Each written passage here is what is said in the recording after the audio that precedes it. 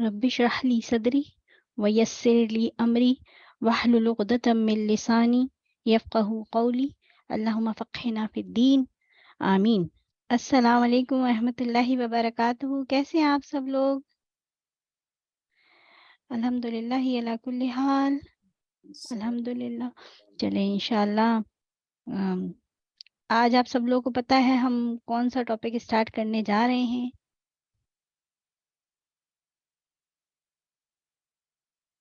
پچھلا ہم نے کہاں تک ختم کیا تھا؟ نماز کے لغوی معنی، ٹھیک ہے، اور اصطلاحی معنی۔ تو آج ہم پڑھیں گے نماز کی فرضیت، نماز کی اہمیت، حصہ اول اور حصہ دوم۔ انشاءاللہ ان دونوں ٹاپکس کو ہم کور کریں گے، اور ساتھ ساتھ ہم تھوڑا سا ریمائنڈر بھی لیتے جاتے ہیں اپنے لیے۔ تو ہم جو ہے وہ نماز کو ٹھیک کیسے بنا سکتے ہیں؟ کوئی بتائے گا ہم اپنی نمازوں کو کیسے ٹھیک بنا سکتے ہیں؟ چلیں آپ مائک کھول کے کوئی بھی ایک سسٹر بتائیں۔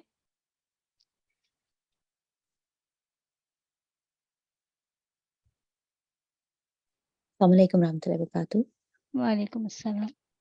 نماز کو بہتر ہم بنا سکتے ہیں تو یہ کہ ہمیں ایک پراپر شعوری علم کے ساتھ یہ کہ ہم نے جو پڑھنا ہے وہ نبی کریم صلی اللہ علیہ وآلہ وسلم کی سنت کے مطابق ہے، جیسے انہوں نے بتایا ہے۔ اس میں ایڈیشنز یعنی کہ اپنی طرف سے نہیں کرنی، خشوع و خضوع کے ساتھ کرنا ہے اور بہت فوکس ہو کے کرنا ہے اور ٹائم کے اوپر کرنا ہے۔ تو یہ ساری چیزیں ہیں جو نماز کی بہتری کے لیے۔ جزاک اللہ خیر کثیرہ سسٹر سبین۔ بس ساتھ ساتھ ہمیں معنوں کے اوپر توجہ رکھتے ہوئے اپنی نماز کو بہتر بنانا ہے۔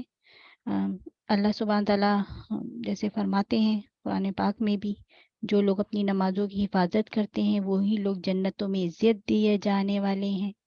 تو اللہ سبحانہ تعالیٰ ہمیں اپنی نمازوں کی حفاظت کرنے کی توفیق عطا فرما دے، ہر طرح سے، چاہے وہ وضو ہو اس کے اندر، چاہے وہ اوقات کی پابندی ہو، چاہے وہ خشوع ہو۔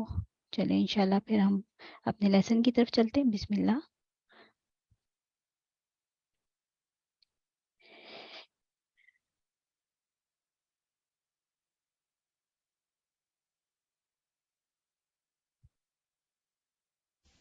اعوذ باللہ من الشیطان الرجیم، بسم اللہ الرحمن الرحیم۔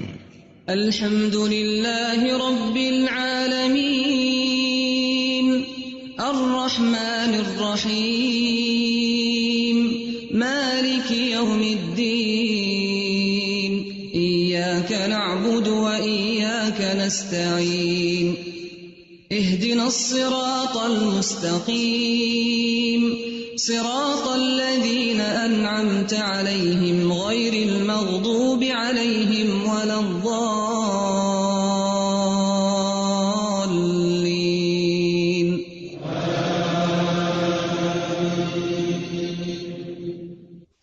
چلیے آگے چلتے۔ اب ہم پڑھیں گے نماز کی فرضیت، اس کی کیا دلیل ہے کہ نماز فرض ہے۔ سنی سنائی تو ہمیں سب کو پتا ہے کہ نماز فرض ہے، لیکن اس کی دلیل کیا ہے؟ قرآن مجید میں اللہ سبحانہ تعالیٰ کا حکم ہے وَأَقِیمُوا الصَّلَاةَ وَآتُوا الزَّکَاةَ وَارْکَعُوا مَعَ الرَّاکِعِینَ، اور نماز قائم کرو اور زکوٰۃ ادا کرو اور رکوع کرنے والوں کے ساتھ رکوع کرو۔ اسی طرح سورۃ البقرہ کے بالکل شروع میں آتا ہے کیا؟ ذَلِکَ الْکِتَابُ لَا رَیْبَ فِیہ ھُدًى لِّلْمُتَّقِینَ الَّذِینَ یُؤْمِنُونَ بِالْغَیْبِ وَیُقِیمُونَ الصَّلَاةَ۔ تو ایمان کے بعد سب سے پہلا کرنے کا کام کیا بتایا گیا؟ اقامت الصلاۃ۔ اور یہاں سورۃ البقرہ کی 43 آیت میں پہلا حکم کیا؟ وَأَقِیمُوا الصَّلَاةَ وَآتُوا الزَّکَاةَ۔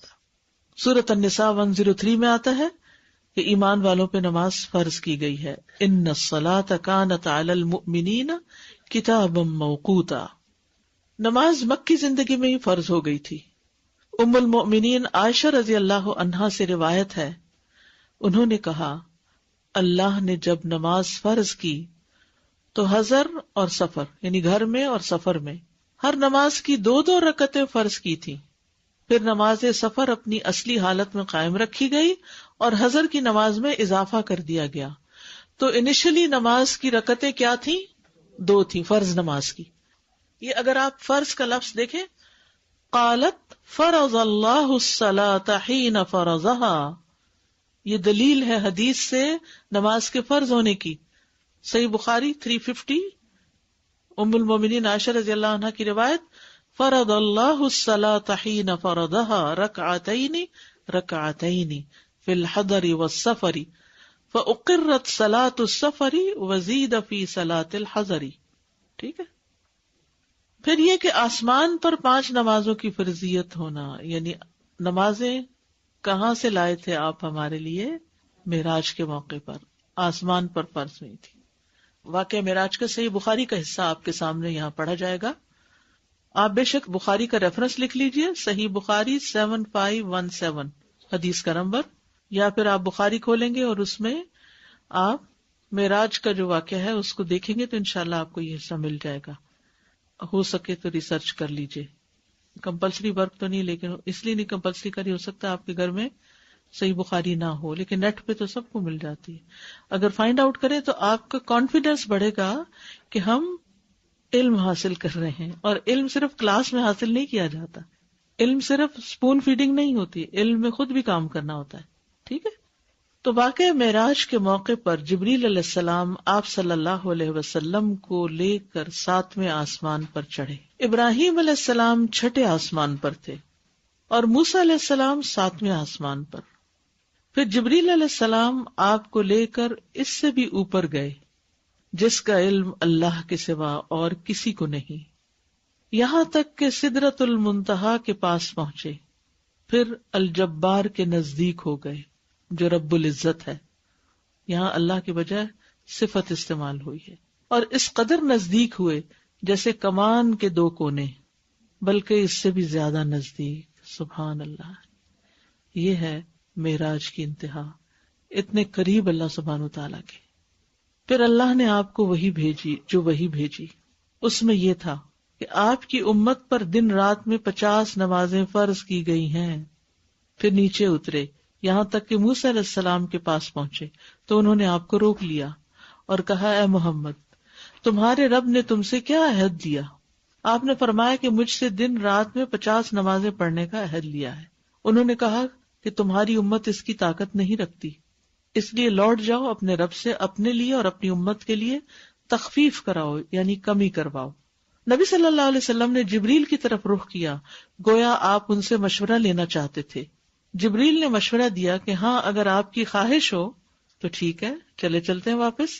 چنانچہ وہ آپ کو اللہ الجبار کے پاس لے کر چڑھے جو اپنی جگہ پر ہی تھے. اس سے بھی کیا پتہ چلتا ہے کہ اللہ سبحانہ وتعالیٰ کہاں ہے؟ اوپر ہے.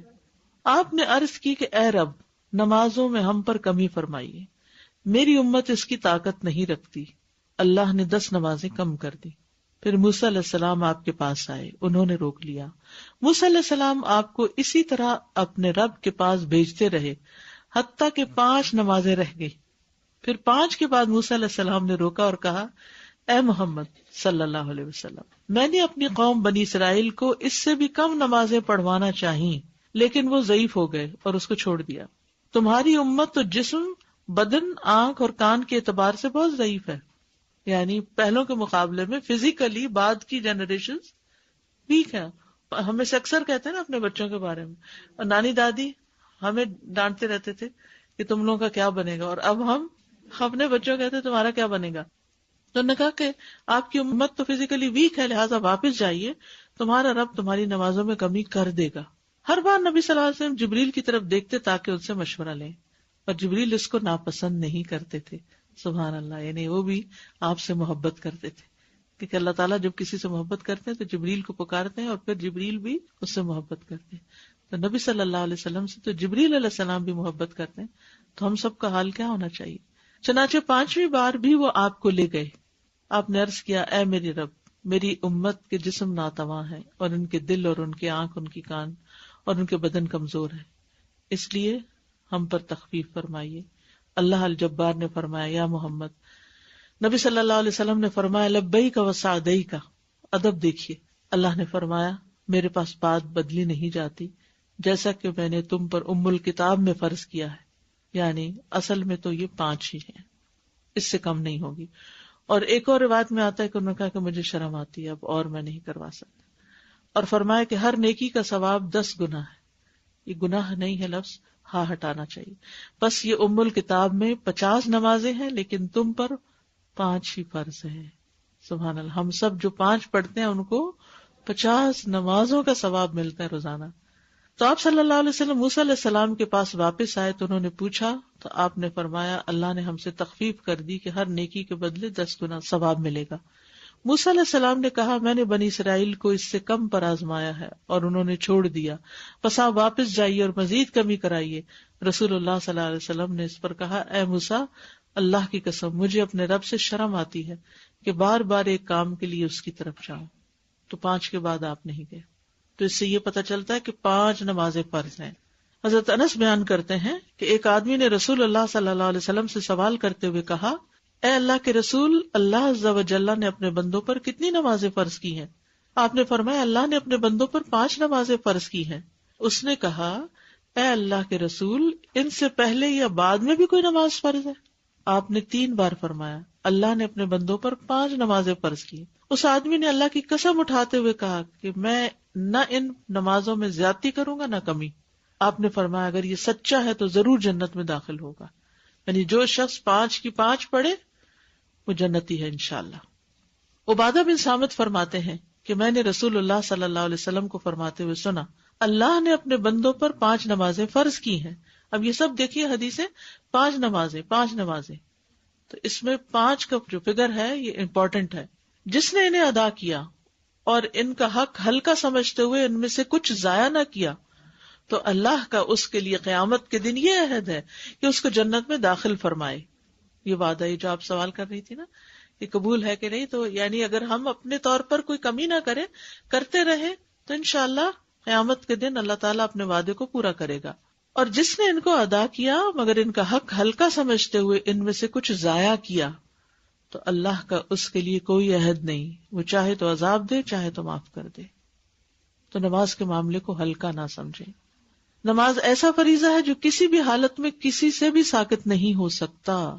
عمران بن حسین رضی اللہ عنہ کہتے ہیں کہ مجھے بواسیر کا مرض تھا تو میں نے نبی صلی اللہ علیہ وسلم سے نماز کے بارے میں دریافت کیا. آپ نے فرمایا کھڑے ہو کر نماز پڑھو، اگر اس کی بھی طاقت نہ ہو تو بیٹھ کر، اور اگر اس کی بھی طاقت نہ ہو تو پہلو کے بل لیٹ کے پڑھ لو.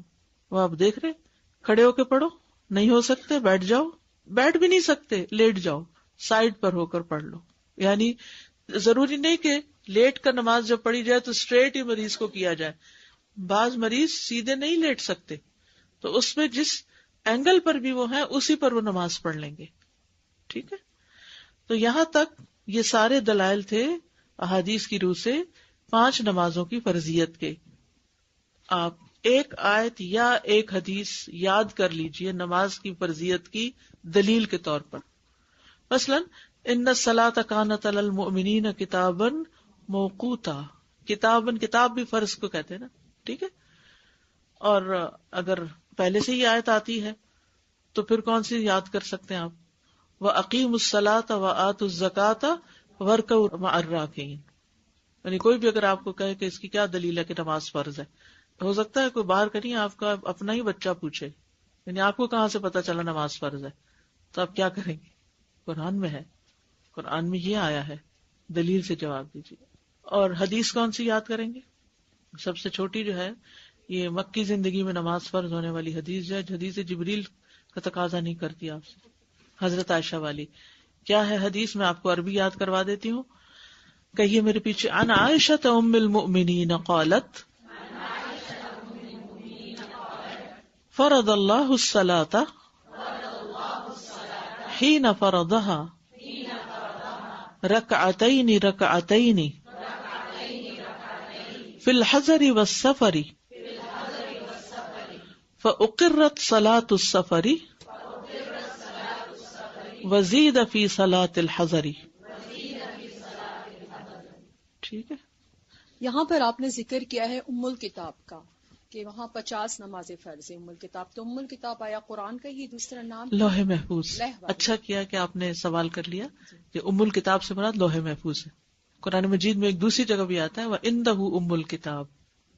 آپ نے جو بولا کہ فجر کے قرآن میں جو تلاوہ کرنے کا بیان کہ سورۃ دہر یا سورۃ سجدہ، اگر یہ نہیں یاد تو سنت میں اگر پڑھ لی جائے دیکھ کے تو پھر وہ اس میں کنسیڈر ہو جائیں گی؟ بعض علماء کے نزدیک تو فرض میں بھی دیکھ کے پڑھی جا سکتی ہے، لیکن یہ کہ حرکت کثیر جو ہے وہ ٹھیک نہیں ہے، تو اس لیے اگر سامنے کہیں کھلی بھی ہے تو ٹھیک ہے، جتنا حصہ سامنے کھلا ہوا ہے، اور یاد کرنے کی کوشش کریں تو اچٹتی نگاہ سے بھی بھولتے ہوئے مقامات کو انسان لے کے پوری کر لیتا ہے. پھر اس میں آپ نے بتایا کہ واقعہ معراج کے موقع پر جب رسول پاک گئے تھے اور جبرائیل علیہ السلام بھی رہ گئے اور حضرت محمد صلی اللہ علیہ وسلم اللہ کے نزدیک تک گئے، تو اس میں یہ پھر آیا ہوا ہے کہ پھر اللہ نے آپ کو وحی بھیجی نماز کے لیے، تو کیا اللہ نے ڈائریکٹ ان سے بات کی یا پھر بھی مطلب دیکھیں وحی کہ مختلف اقسام ہوتی ہیں نا، جی تو ان میں ایک براہ راست کلام بھی ہوتا ہے.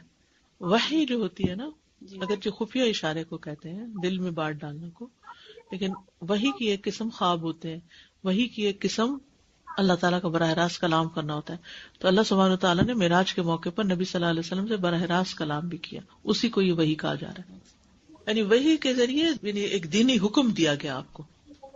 جب کوئی لمبی صورت ہوتی ہے جیسے سورہ الرحمن یا سورہ کبھی کبھی سورہ تبارک الذی بھی، تو میں 2 رکعت میں اس کو ڈیوائڈ کر دیتی ہوں. ٹھیک ہے، بالکل صحیح ہے، 4 میں بھی کر سکتے ہیں. چلیے آگے چلتے ہیں.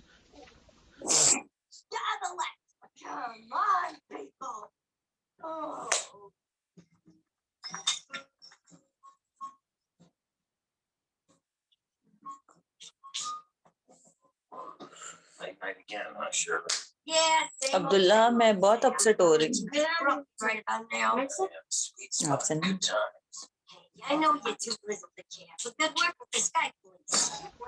اب ہم پڑھیں گے نماز کی اہمیت. نماز کی اہمیت. أَلَمْ تَرَ أَنَّ اللَّهَ يُسَبِّحُ لَهُ مَن فِي السَّمَاوَاتِ وَالْأَرْضِ وَالطَّيْرُ صَافَّاتٍ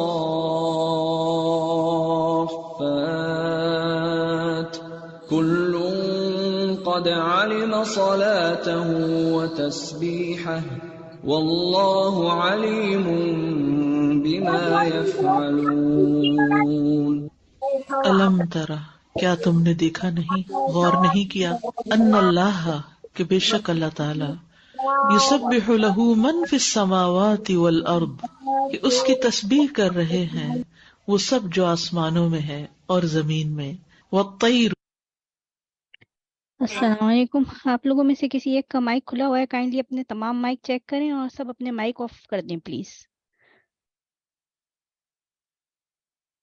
جزاک اللہ خیر کثیرہ.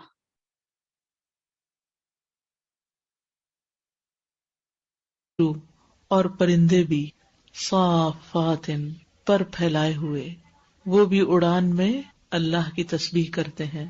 کل قد علم صلاتہ، ہر مخلوق کو اپنی نماز کا طریقہ معلوم ہے، وتسبیحہ اور اپنی تسبیح کا، واللہ علیم بما یفعلون اور اللہ کو سب معلوم ہے جو بھی وہ کر رہے ہیں، کون کتنی کیسی تسبیح کر رہا ہے. تو اس سے یہ پتہ چلتا ہے، اس آیت میں آپ دیکھیے کل قد علم صلاتہ، ہر ایک کو اپنی صلاۃ کا طریقہ معلوم ہے. تو گویا صلاۃ سب پر ہے، ساری مخلوق کے لیے صلاۃ ہے. ہر ایک کا طریقہ الگ ہے، طریقے میں فرق ہے. تو کیا اگر طریقے میں تھوڑا سا فرق ہو جائے تو نماز نہیں ہوتی؟ ہر ایک کا اپنا طریقہ ہے اور انسانوں کا اپنا طریقہ ہے.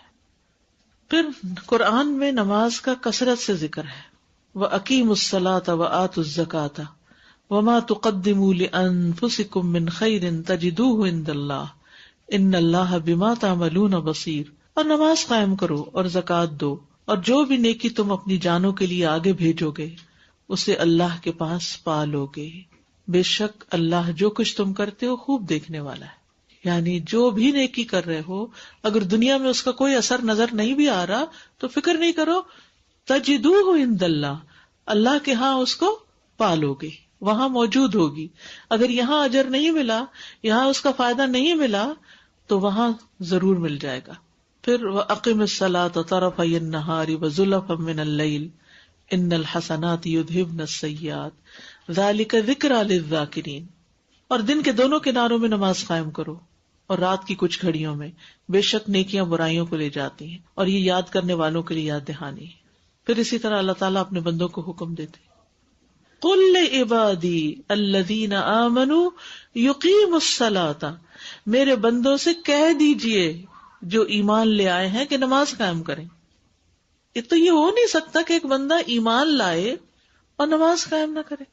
یہ آیت آپ کم از کم اپنے بچوں کے ساتھ شیئر کریں کہ اللہ تعالیٰ نے حکم دیا اپنے رسول کو کہ وہ بندوں کو بتائیں، اور ہمیں بھی بحیثیت ماں باپ کے یہ حکم ہے کہ ہم اپنے بچوں کو بتائیں کہ جو مومن ہوتا ہے وہ نماز پڑھتا ہے، وَيُنْفِقُوا مِمَّا رَزَقْنَاهُمْ سِرًّا وَعَلَانِيَةً، اور وہ خرچ کرے اس میں سے جو ہم نے ان کو رزق دیا، چھپ کر بھی اور اعلانیہ طور پر بھی، مِن قبل ان یأتی یوم لا بیع فیہ ولا خلال، اس سے پہلے کہ وہ دن آ جائے جس میں نہ کوئی تجارت ہے اور نہ ہی کوئی دوستی۔ پھر نماز کی اہمیت اس سے بھی پتہ چلتی ہے کہ اللہ تعالیٰ روزانہ 2 بار فرشتوں سے بندوں کی نماز کی خبر لیتے ہیں، اس سے بھی اس کی امپورٹنس پتہ چلتی۔ اللہ تعالیٰ یہ نہیں پوچھتے اچھا میرے بندوں نے آج کیا کھایا، کون سے کپڑے پہنے اور کیا کیا، نہیں، وہ کیا پوچھتے ہیں؟ نماز کے بارے میں۔ ابو ہریرہ رضی اللہ عنہ سے روایت ہے، صحیح بخاری کی حدیث ہے 555، رسول اللہ صلی اللہ علیہ وسلم نے فرمایا، تمہارے پاس دن میں اور رات میں فرشتے باری باری آتے ہیں، اور وہ نماز فجر اور نماز عصر میں جمع ہوتے ہیں۔ جو فرشتے رات کو تمہارے پاس رہیں وہ آسمان پہ جاتے ہیں تو ان کا رب ان سے پوچھتا ہے، حالانکہ وہ اپنے بندوں کا حال خوب جانتا ہے، تم نے میرے بندوں کو کس حال میں چھوڑا؟ وہ کہتے ہیں ہم نے اس حال میں چھوڑا کہ وہ نماز پڑھ رہے تھے، اور اس حال میں ان کے پاس پہنچے کہ وہ نماز پڑھ رہے تھے۔ یہ فرشتوں کی گواہیاں ہیں، کس کے لیے؟ نماز پڑھنے والوں کے لیے۔ تو دن کے دونوں کناروں پر نماز قائم کرو، کیونکہ خاص طور پر ان نمازوں کی روزانہ رپورٹ لی جاتی۔ اور جو لوگ سو رہے ہوتے ہیں فجر کے وقت، ان کے فرشتے کیا جا کے بتاتے ہیں؟ جب ہم آئے تو وہ سو رہے تھے، اور دوبارہ ہم کب سو جاتے ہیں؟ جب کام سے واپس آتے ہیں نا تو عصر کے وقت لمبی نیند سو جاتے ہیں، کیونکہ راتوں کو جاگنا ہوتا ہے ہم نے۔ ایک رات کو جاگنے کی خرابی آپ دیکھیے کیا ہے کہ 2 اہم نمازیں مس ہوتی ہیں، فجر کیونکہ نیند پوری نہیں ہوئی، اور عصر کام سے واپس آ کے پھر سونا ہے کیونکہ نیند پوری نہیں ہوئی۔ بعض لوگ کہتے ہیں نا عصر کو سونا ناپسندیدہ، قرآن و سنت میں تو نہیں آیا، لیکن اس لیے ناپسندیدہ ہے کہ اس کے بعد پھر رات کی نیند ٹھیک نہیں ہوتی، اور جب رات کی نیند ٹھیک نہیں ہوتی تو پھر آپ صبح سوتے ہیں، پھر دن کا کام ٹھیک نہیں ہوتا۔ تو ہمیں اپنے آپ کو ڈسپلن کرنا ہے، اپنی سلیپنگ ہیبٹس کو درست کرنا ہے تاکہ نماز پڑھ سکے۔ یاد رکھیے، پھر وہی حدیث دہراؤں گی کہ جس کی نماز ٹھیک ہو گئی اس کا سب کچھ ٹھیک ہو گیا، حدیث کا مفہوم ہے۔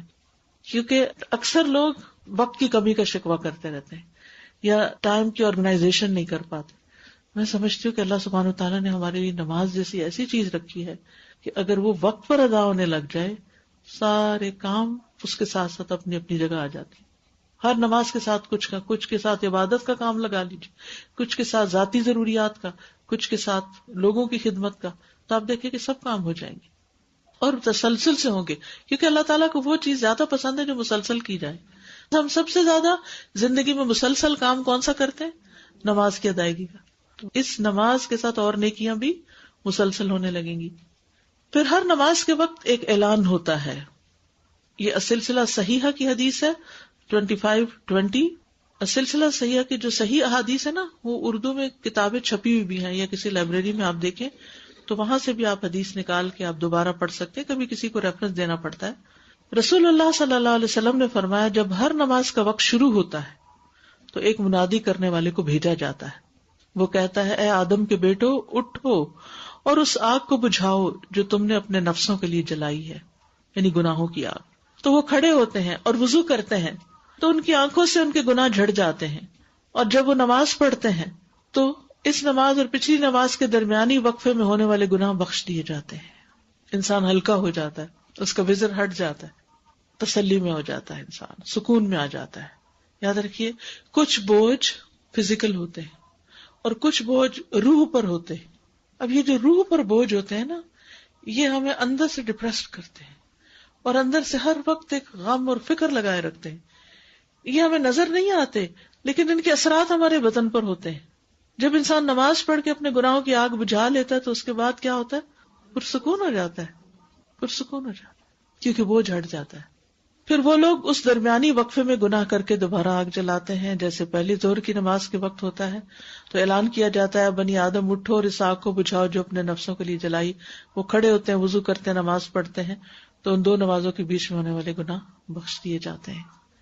کبھی ہم نے محسوس کیا حی علی الصلاح حی علی الفلاح کی آواز ہم سنتے ہیں لیکن اس منادی کی آواز نہیں سنتے، مگر اس حدیث کی روشنی میں ہم اس کو محسوس کر سکتے ہیں.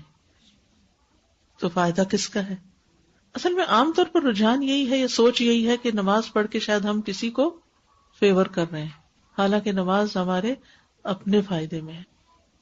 پھر جب عصر کی نماز ہوتی ہے تو یہی معاملہ پیش آتا ہے، جب مغرب ہوتی ہے تو یہی ہوتا ہے، جب عشاء کا وقت ہوتا ہے تو یہی ہوتی ہے. جب لوگ سوتے ہیں تو وہ بخشے ہوئے ہوتے ہیں، سبحان اللہ. پھر آپ صلی اللہ علیہ وسلم نے فرمایا بعض لوگ بھلائی کی حالت میں رات گزارنے والے ہیں اور بعض شر میں لتھڑ کر، گندگی میں. اور یہ گندگی کس کی ہے؟ گناہوں کی، جو انہوں نے نماز کے ذریعے، وضو کے ذریعے صاف نہیں کی. پھر سچے ایمان والوں کی علامت، سچے مومن کون ہوتے ہیں؟ الذين يقيمون الصلاة ومما رزقناهم ينفقون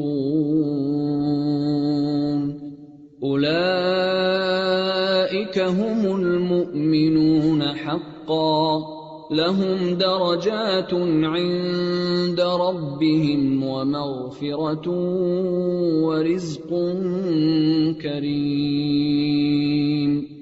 وہ لوگ جو نماز قائم کرتے ہیں اور اس میں سے جو ہم نے انہیں دیا خرچ کرتے ہیں، یہی لوگ سچے مومن ہیں. سچے مومن ہم المؤمنون حقا، حقیقی مومن. انہی کے لیے ان کے رب کے پاس بہت سے درجے اور بڑی بخشش اور باعزت رزق ہے. کیسے کیسے انعامات ہیں. پھر نماز اسلام کا دوسرا رکن بھی ہے. رسول اللہ صلی اللہ علیہ وسلم نے فرمایا اسلام کی بنیاد 5 چیزوں پر قائم کی گئی ہے. گواہی دینا کہ اللہ کے سوا کوئی معبود نہیں اور یقیناً محمد صلی اللہ علیہ وسلم اللہ کے رسول ہیں، اور نماز قائم کرنا اور زکوٰۃ ادا کرنا اور بیت اللہ کا حج کرنا اور رمضان کے روزے رکھنا. تو نماز کی اہمیت کہاں سے پتہ چلتی ہے؟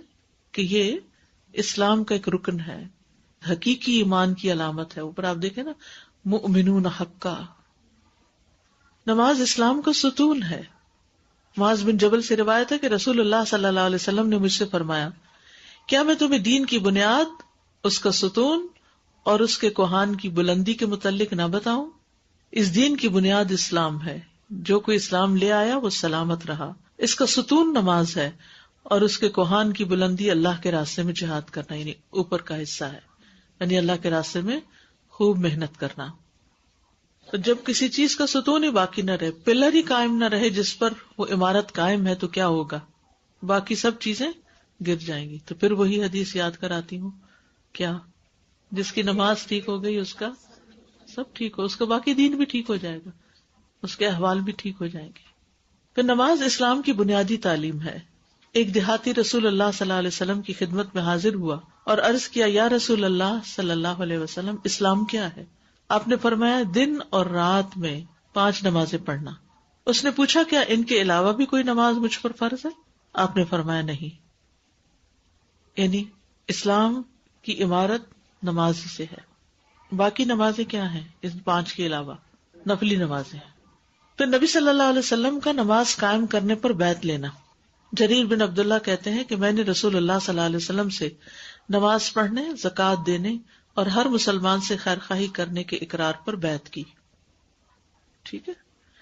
نماز اسلام اور کفر اور شرک میں فرق کرنے والی ہے. ان بین الرجل و بین الشرک والکفر ترک الصلاۃ. رسول اللہ صلی اللہ علیہ وسلم نے فرمایا آدمی اور اس کے کفر اور شرک کے درمیان فرق نماز چھوڑنا ہے. یعنی مومن ہونے کی پہچان کیا ہے؟ نماز. قرآن میں کیا ہے نماز کے لیے لفظ؟ ایمان. اور اگر نماز ہی چھوڑ دی تو پھر تو ایمان ہی ناقص ہو گیا، ایمان ہی گیا. تو یہ معمولی بات نہیں ہے. عبداللہ بن شقیق عقیلی روایت کرتے ہیں کہ محمد صلی اللہ علیہ وسلم کے صحابہ اعمال میں سے کسی چیز کے ترک کو کفر نہیں سمجھتے تھے سوائے نماز کے. نماز چھوڑنے کو کفر سمجھتے تھے. عبداللہ بن بریدہ اپنے والد سے روایت کرتے ہیں کہ انہوں نے کہا کہ رسول اللہ صلی اللہ علیہ وسلم نے فرمایا ہمارے اور ان منافقین کے درمیان عہد نماز ہے، بس جس نے نماز چھوڑ دی اس نے کفر کیا. فمن ترکھا فقد کفر، اور یہ سنن ترمذی کی روایت ہے. نمازوں کی حفاظت کا حکم اللہ سبحانہ وتعالی نے دیا ہے. حافظوا على الصلوات والصلاة الوسطى وقوموا لله قانتين. اپنی سب نمازوں کی حفاظت کرو کیونکہ امپورٹنٹ چیز ہے زندگی میں. یہ اہمیت پہ بات ہو رہی ہے، یاد رکھیے یہ ساری آیات اور احادیث نماز کی اہمیت کے بارے میں بتائی جا رہی ہیں. والصلاة الوسطى، بالخصوص درمیانی نماز کی. وقوموا للہ قانتین، اور اللہ کے لیے فرما بردار بن کر کھڑے رہو. کہیں بھی کیسے بھی حالات ہوں نماز نہیں چھوڑنی. بہت اہم نکتہ ہے. کہیں بھی سے مراد کہاں کہاں ہوتے ہیں ہم؟ گھر میں، بازار میں، جاب پر، اسکول میں، کسی شادی بیاہ اور پارٹی میں، بیماری کی حالت میں نماز نہیں چھوڑنی. حالات کیسے بھی ہوں، امیر ہیں، غریب ہیں، کسی بھی حال میں ہیں. نبی صلی اللہ علیہ وسلم نے فرمایا، صحیح ترغیب و ترہیب کی روایت ہے 249 نمبر. نبی صلی اللہ علیہ وسلم نے فرمایا جب آدمی کسی جنگل میں ہو، ڈرائیو کر رہے ہیں آپ، اور نماز کا وقت آ جائے تو وضو کرے. اگر پانی نہ ہو تو تیمم کر لے. پھر اگر اقامت کہے تو اس کے دونوں فرشتے اس کے ساتھ نماز پڑھیں گے. اکیلا ہے وہ، کوئی اس کا ساتھی نہیں. اگر اس نے اذان بھی دی اور اقامت بھی کہی تو اس کے ساتھ اللہ کے لشکر نماز پڑھیں گے جن کے کنارے دکھائی نہ دیں گے. یہ ہے نماز قائم کرنا. یہ مردوں کے لیے obviously حکم ہے، عورتوں کو تو نہ اذان کا حکم ہے اور نہ اس طرح اقامت کا. لیکن جب آپ کہیں جاتے ہیں پکنک پہ یا سفر کر رہے ہوتے ہیں تو آپ کے بچے، شوہر، کوئی نہ کوئی ساتھ ہوتا ہے. یہ حدیث آپ ان کو سنائیں گے تاکہ ان کو نماز کا شوق پیدا ہو. ٹھیک ہے؟ کیا ہے؟ دوبارہ حدیث پڑھوں گی. جب آدمی کسی جنگل میں ہو اور نماز کا وقت آ جائے تو وضو کرے، پانی نہ ہو تو تیمم کرے. پھر اگر اقامت کہے تو اس کے دونوں فرشتے اس کے ساتھ نماز پڑھیں گے.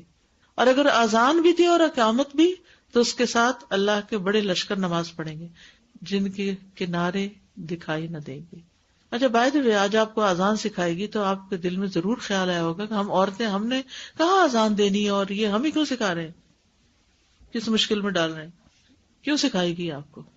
ایک تو جواب بھی دینا ہے انشاءاللہ، اور دوسرا یہ کہ ہر شخص کو اذان کے الفاظ آنے چاہیے تاکہ اگر کوئی اس میں ایڈیشن اومیشن کرے تو آپ کو پتا ہو کہ یہ کیا ہو رہا ہے. ٹھیک ہے؟ اسی طرح آپ کو اپنے بچوں کو سکھانی ہے، اور سکھا کے تھوڑی سی، اگر آپ کی آواز اچھی ہے اس کو ٹیون بھی سکھا دیجیے ساتھ، اور پھر ان کو انکریج کیا کریں. خواہ آپ کے گھر میں اذان والی گھڑیاں ہیں، اور اذانیں تو سیل فون پر بھی بجنے لگتی ہیں اور گھر کے ہر طرف اذان شروع ہو جاتی ہے، لیکن یہ سب ڈیجیٹل ہے نا. کتنا اچھا ہو اگر اس وقت آپ کا بچہ گھر میں ہی اذان دے دے، اگر نہیں مسجد میں جا سکتا. اگر سیل فون اس وقت بج سکتا ہے اذان کے لیے تو کیا ایک جیتا جاگتا انسان نہیں دے سکتا؟ وہ بھی دے سکتا، کیونکہ اصل میں تو اذان مسجد میں ہوتی ہے. لیکن یہاں اس حدیث سے کیا پتہ چل رہا ہے کہ جنگل میں بھی کہیں بھی ہو سکتی ہے. اگر جنگل میں اذان ہو سکتی ہے تو آپ کے گھر میں بھی ہو سکتی ہے. تو کوشش کیجئے کہ اپنے بچوں کو اذان سکھا کے انہیں کہیے کہ خود اذان دو، ہم خود اذان دیں گے. اور اس کے لیے آپ اس کو کھڑا کر دیجئے اپنے گھر کی سٹیئرز کے اوپر، جو بالکنی ہے اس میں. نیچے بھی آواز آئے گی اور بیسمنٹ میں بھی جائے گی اور اوپر بھی جائے گی. اس طرح ان کی جھجک بھی اتر جائے گی، ان کا خوف دور ہو جائے گا، وہ نروس نہیں ہوں گے. کسی بھی جگہ پر باہر جائیں گے اپنے دوستوں کے ساتھ، اسکول میں، کہیں جنگل میں ڈرائیو کرتے ہوئے، کہیں بھی کھڑے ہو کے نماز پڑھنے کے وقت اذان بھی دے دیں گے اور اقامت بھی کہیں گے. ان کے ساتھ اتنے فرشتے نماز پڑھیں گے، اللہ کے لشکر جو بھی ان کا نام ہے وہ سب. اجر کس کو ملے گا، ثواب کس کو ملے گا؟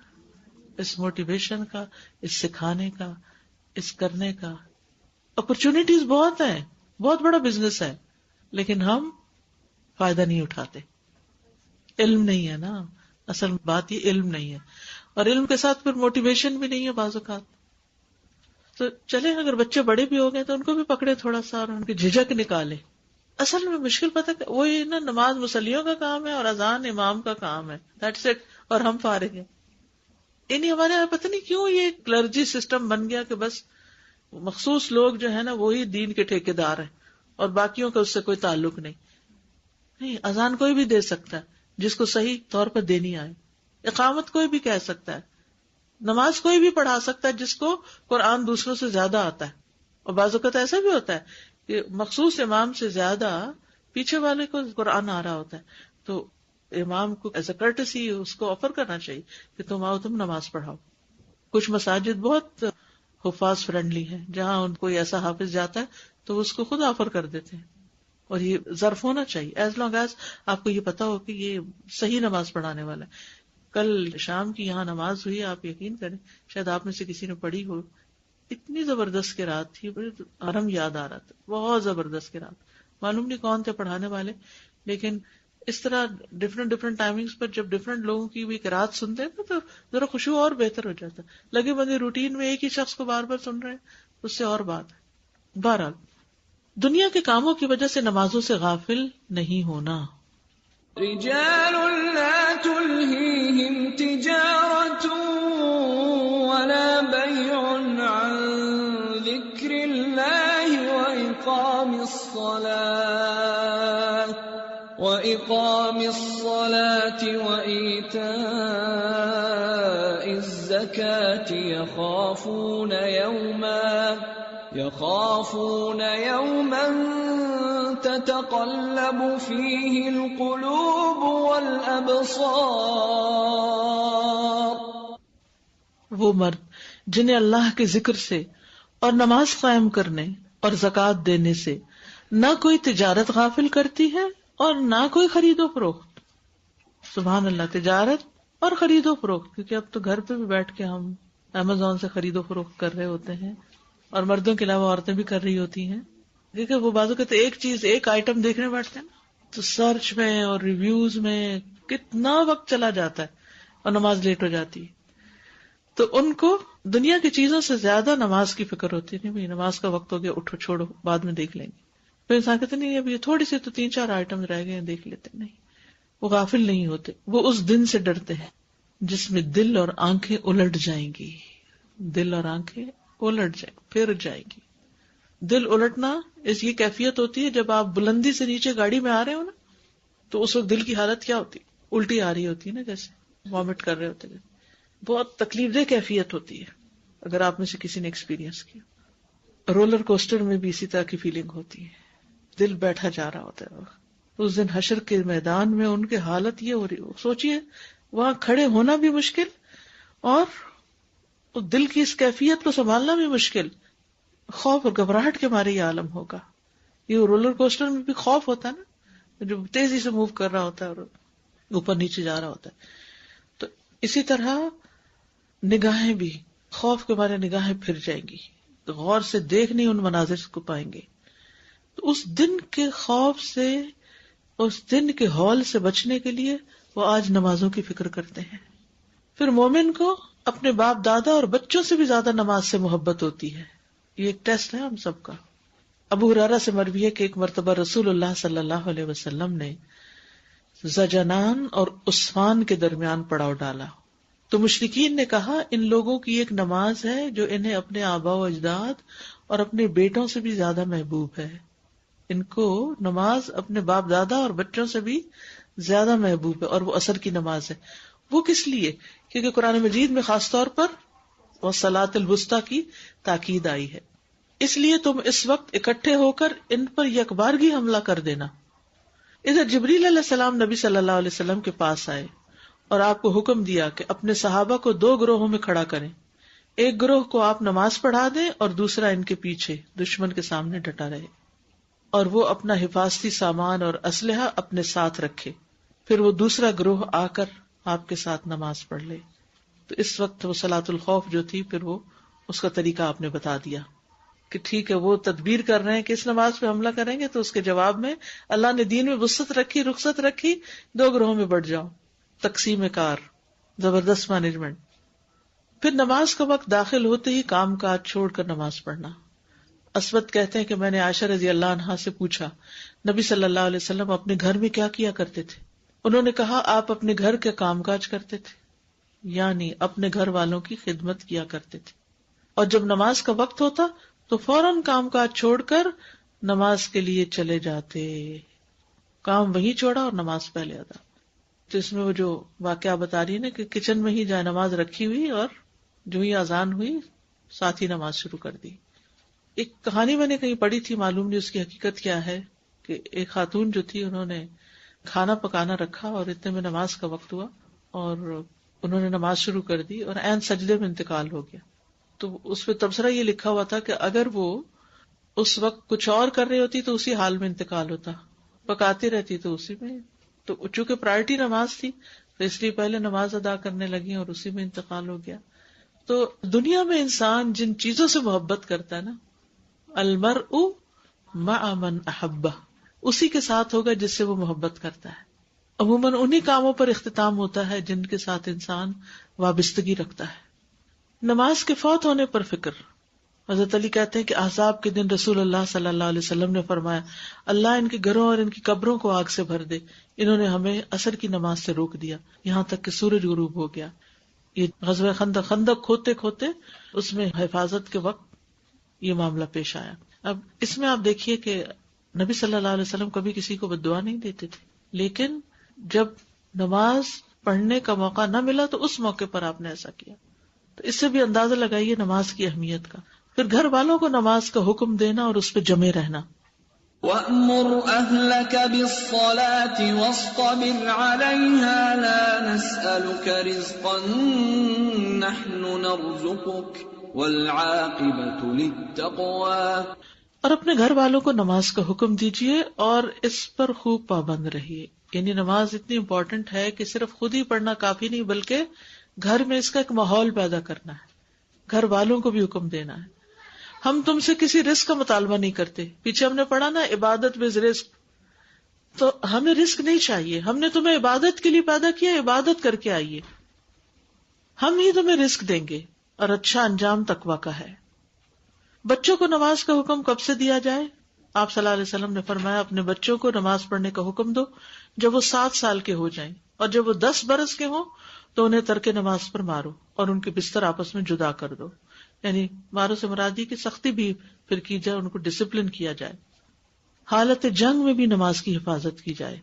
قرآن مجید میں حافظوا علی الصلوات والصلاۃ الوسطی وقوموا للہ قانتین فإن خفتم فرجالا او رکبانا فإذا امنتم فاذکروا اللہ کما علمکم ما لم تکونوا تعلمون۔ سب نمازوں کی حفاظت کرو اور درمیانی نماز کی، اور اللہ کے لیے فرمانبردار ہو کر کھڑے رہو۔ اگر تم حالت خوف میں ہو تو خواہ پیدل ہو یا سوار، جیسے ممکن ہو نماز ادا کرو، مگر جب امن میسر آ جائے تو اللہ کو اسی طریقے سے یاد کرو جو اس نے تمہیں سکھایا۔ یعنی گھر کی نماز، خوف کی جنگ کی حالت کی نماز، یہ دونوں فرق ہے۔ تو اس نے تمہیں وہ سکھایا جو تم پہلے نہ جانتے تھے۔ دجال جیسے عظیم فتنے کے وقت بھی نماز کی حفاظت کرنا ہے۔ صحابہ کہتے ہیں کہ ہم نے عرض کیا اے اللہ کے رسول، اور دجال زمین میں کتنا عرصہ رہے گا؟ آپ نے فرمایا 40 دن، اور ایک دن سال کے برابر ہوگا، اور ایک دن مہینے کے برابر، اور ایک دن ہفتے کے برابر، اور باقی دن تمہارے عام دنوں کے برابر۔ تو گویا 1 سال اور 1 مہینہ، 1 ہفتہ اور 37 ڈیز۔ ہم نے اس کے اللہ کے رسول وہ دن جو سال کے برابر ہوگا، کیا اس میں ہمارے لیے ایک دن کی نمازیں پڑھنا کافی ہوگا؟ آپ نے فرمایا نہیں، بلکہ تم 1 سال کی نمازوں کا اندازہ کر لینا، اندازے سے نماز پڑھتے رہنا۔ اسی طرح نبی صلی اللہ علیہ وسلم کا سخت بیماری میں بھی نماز کی فکر کرنا۔ عبید اللہ بن عبداللہ کہتے ہیں کہ ایک مرتبہ میں عائشہ رضی اللہ عنہا کی خدمت میں حاضر ہوا اور میں نے عرض کیا کہ آپ مجھے رسول اللہ صلی اللہ علیہ وسلم کے مرض وفات کے بارے میں کچھ بتائیں گی۔ انہوں نے کہا کیوں نہیں۔ رسول اللہ صلی اللہ علیہ وسلم کی طبیعت جب بوجھل ہوئی تو آپ نے پوچھا کیا لوگ نماز پڑھ چکے؟ ہم نے کہا نہیں یا رسول اللہ، وہ آپ کا انتظار کر رہے ہیں۔ اب سوچئے کہ ایک شخص انتہائی بیمار ہے اور اس کو فکر صرف اپنی نہیں، دوسروں کی نماز کی بھی ہے۔ آپ نے فرمایا میرے لیے ایک ٹب میں پانی رکھو۔ ہم نے ایسا ہی کیا، آپ نے غسل کیا اور آپ جانے کے لیے کھڑے ہونے ہی لگے تھے کہ آپ پر بے ہوشی طاری ہو گئی۔ جب افاقہ ہوا تو پھر یہ سوال پوچھا کیا لوگ نماز پڑھ چکے ہیں؟ ہم نے کہا نہیں یا رسول اللہ، وہ آپ کا انتظار کر رہے ہیں. فرمایا میرے لیے ایک ٹب پانی رکھو. آپ جانے کے لیے کھڑے ہونے ہی لگے تھے کہ آپ پہ بے ہوشی طاری ہو گئی. سبحان اللہ. سوچئے بار بار بے ہوش ہو رہے ہیں، بار بار غسل لے رہے ہیں. کیوں؟ تاکہ نماز پڑھا سکیں، نماز کے لیے جا سکیں. اور خبر بھی لے رہے ہیں. اپنے آپ کو رکھ کے دیکھیں ہم کہ بیماری میں ہمارا کیا حال ہوتا ہے، نمازوں کا کیا کرتے ہیں، سفر میں کیا ہوتا ہے. کبھی کبھی جیسے جہاز پہ ہوتے ہیں نا، تو جو جہاز عمرہ وغیرہ پہ جا رہے ہوتے ہیں پاکستان سے، تو عموماً ان میں کچھ نہ کچھ نماز کے وقت ہلچل ہوتی ہے. لیکن باقی فلائٹس میں بہت سے مسلمان بھی ہوتے ہیں، لیکن یوں لگتا ہے جیسے نماز معاف کر کے جہاز پہ چلے. فکر نہیں ہوتی، کیونکہ اگر سو رہے ہو تو ظاہر وضو کی یا تیمم کی یا کسی بھی طرح کے، کچھ جہازوں میں باقاعدہ جگہ بھی ہوتی ہے، لیکن فکر نہیں. ڈرائیو کر رہے ہیں، فکر نہیں. نماز ہماری فکر بن جانی چاہیے. یعنی آپ سمجھے کہ ہماری زندگی میں سب سے زیادہ اہم چیز نماز ہونی چاہیے. ایمان کی علامت ہے. اپنی اولاد سے بھی زیادہ، اپنے جاب سے بھی زیادہ، اپنے کام کاج، ہر چیز سے زیادہ، کیونکہ یہ ہمارا اور رب کا کنیکشن ہے. اور اس میں فائدہ ہمارا ہی ہے. اس میں ہم دعا بھی کرتے ہیں، اس میں اللہ کی تعریف کرتے ہیں، اور اس سے ہمارے گناہ جھڑتے ہیں. اس سے ہماری آخرت کے دن کا ہال جو ہے اس سے محفوظ رہتے ہیں، اور اس میں آخری انجام بہتر ہو. یہ حقیقی ایمان کی علامت ہے. حضرت عائشہ کہتی ہیں کہ لوگ نماز عشاء کے لیے مسجد میں بیٹھے رسول اللہ صلی اللہ علیہ وسلم کا انتظار کر رہے تھے. تو رسول اللہ صلی اللہ علیہ وسلم نے ابو بکر کے پاس یہ پیغام بھیجا کہ آپ لوگوں کو نماز پڑھا دیں. چنانچہ ان دنوں میں ابو بکر لوگوں کو نماز پڑھاتے رہے. ایک دن رسول اللہ صلی اللہ علیہ وسلم کو اپنے مرض میں کچھ تخفیف محسوس ہوئی، تو آپ ظہر کی نماز کے وقت 2 آدمیوں کے درمیان نکلے، جن میں سے ایک عباس تھے. ابو بکر نے جب آپ کو دیکھا تو پیچھے ہٹنے لگے. آپ نے انہیں اشارہ کیا کہ پیچھے نہ ہٹیں، اور اپنے ساتھ آنے والے دونوں ساتھیوں کو حکم دیا. انہوں نے آپ کو ابو بکر کے پہلو میں بٹھا دیا. ابو بکر کھڑے ہو کر نماز پڑھتے رہے، اور رسول اللہ صلی اللہ علیہ وسلم بیٹھ کر نماز پڑھنے لگے. لیکن آپ پھر بھی اس حال میں کہ کھڑے نہیں ہو سکتے تھے مسجد میں پہنچے. نبی صلی اللہ علیہ وسلم کے آخری الفاظ. ان علی علیہ السلام، حضرت علی علیہ السلام فرماتے ہیں کہ رسول اللہ صلی اللہ علیہ وسلم کا آخری کلام یہ تھا کہ نماز کی حفاظت کرو. نماز نماز، یہ آپ عربی عبارت دیکھیے اوپر، الصلاۃ الصلاۃ اتقوا اللہ فیما ملکت ایمانکم، اور اپنے غلاموں کے بارے میں اللہ سے ڈرتے رہو.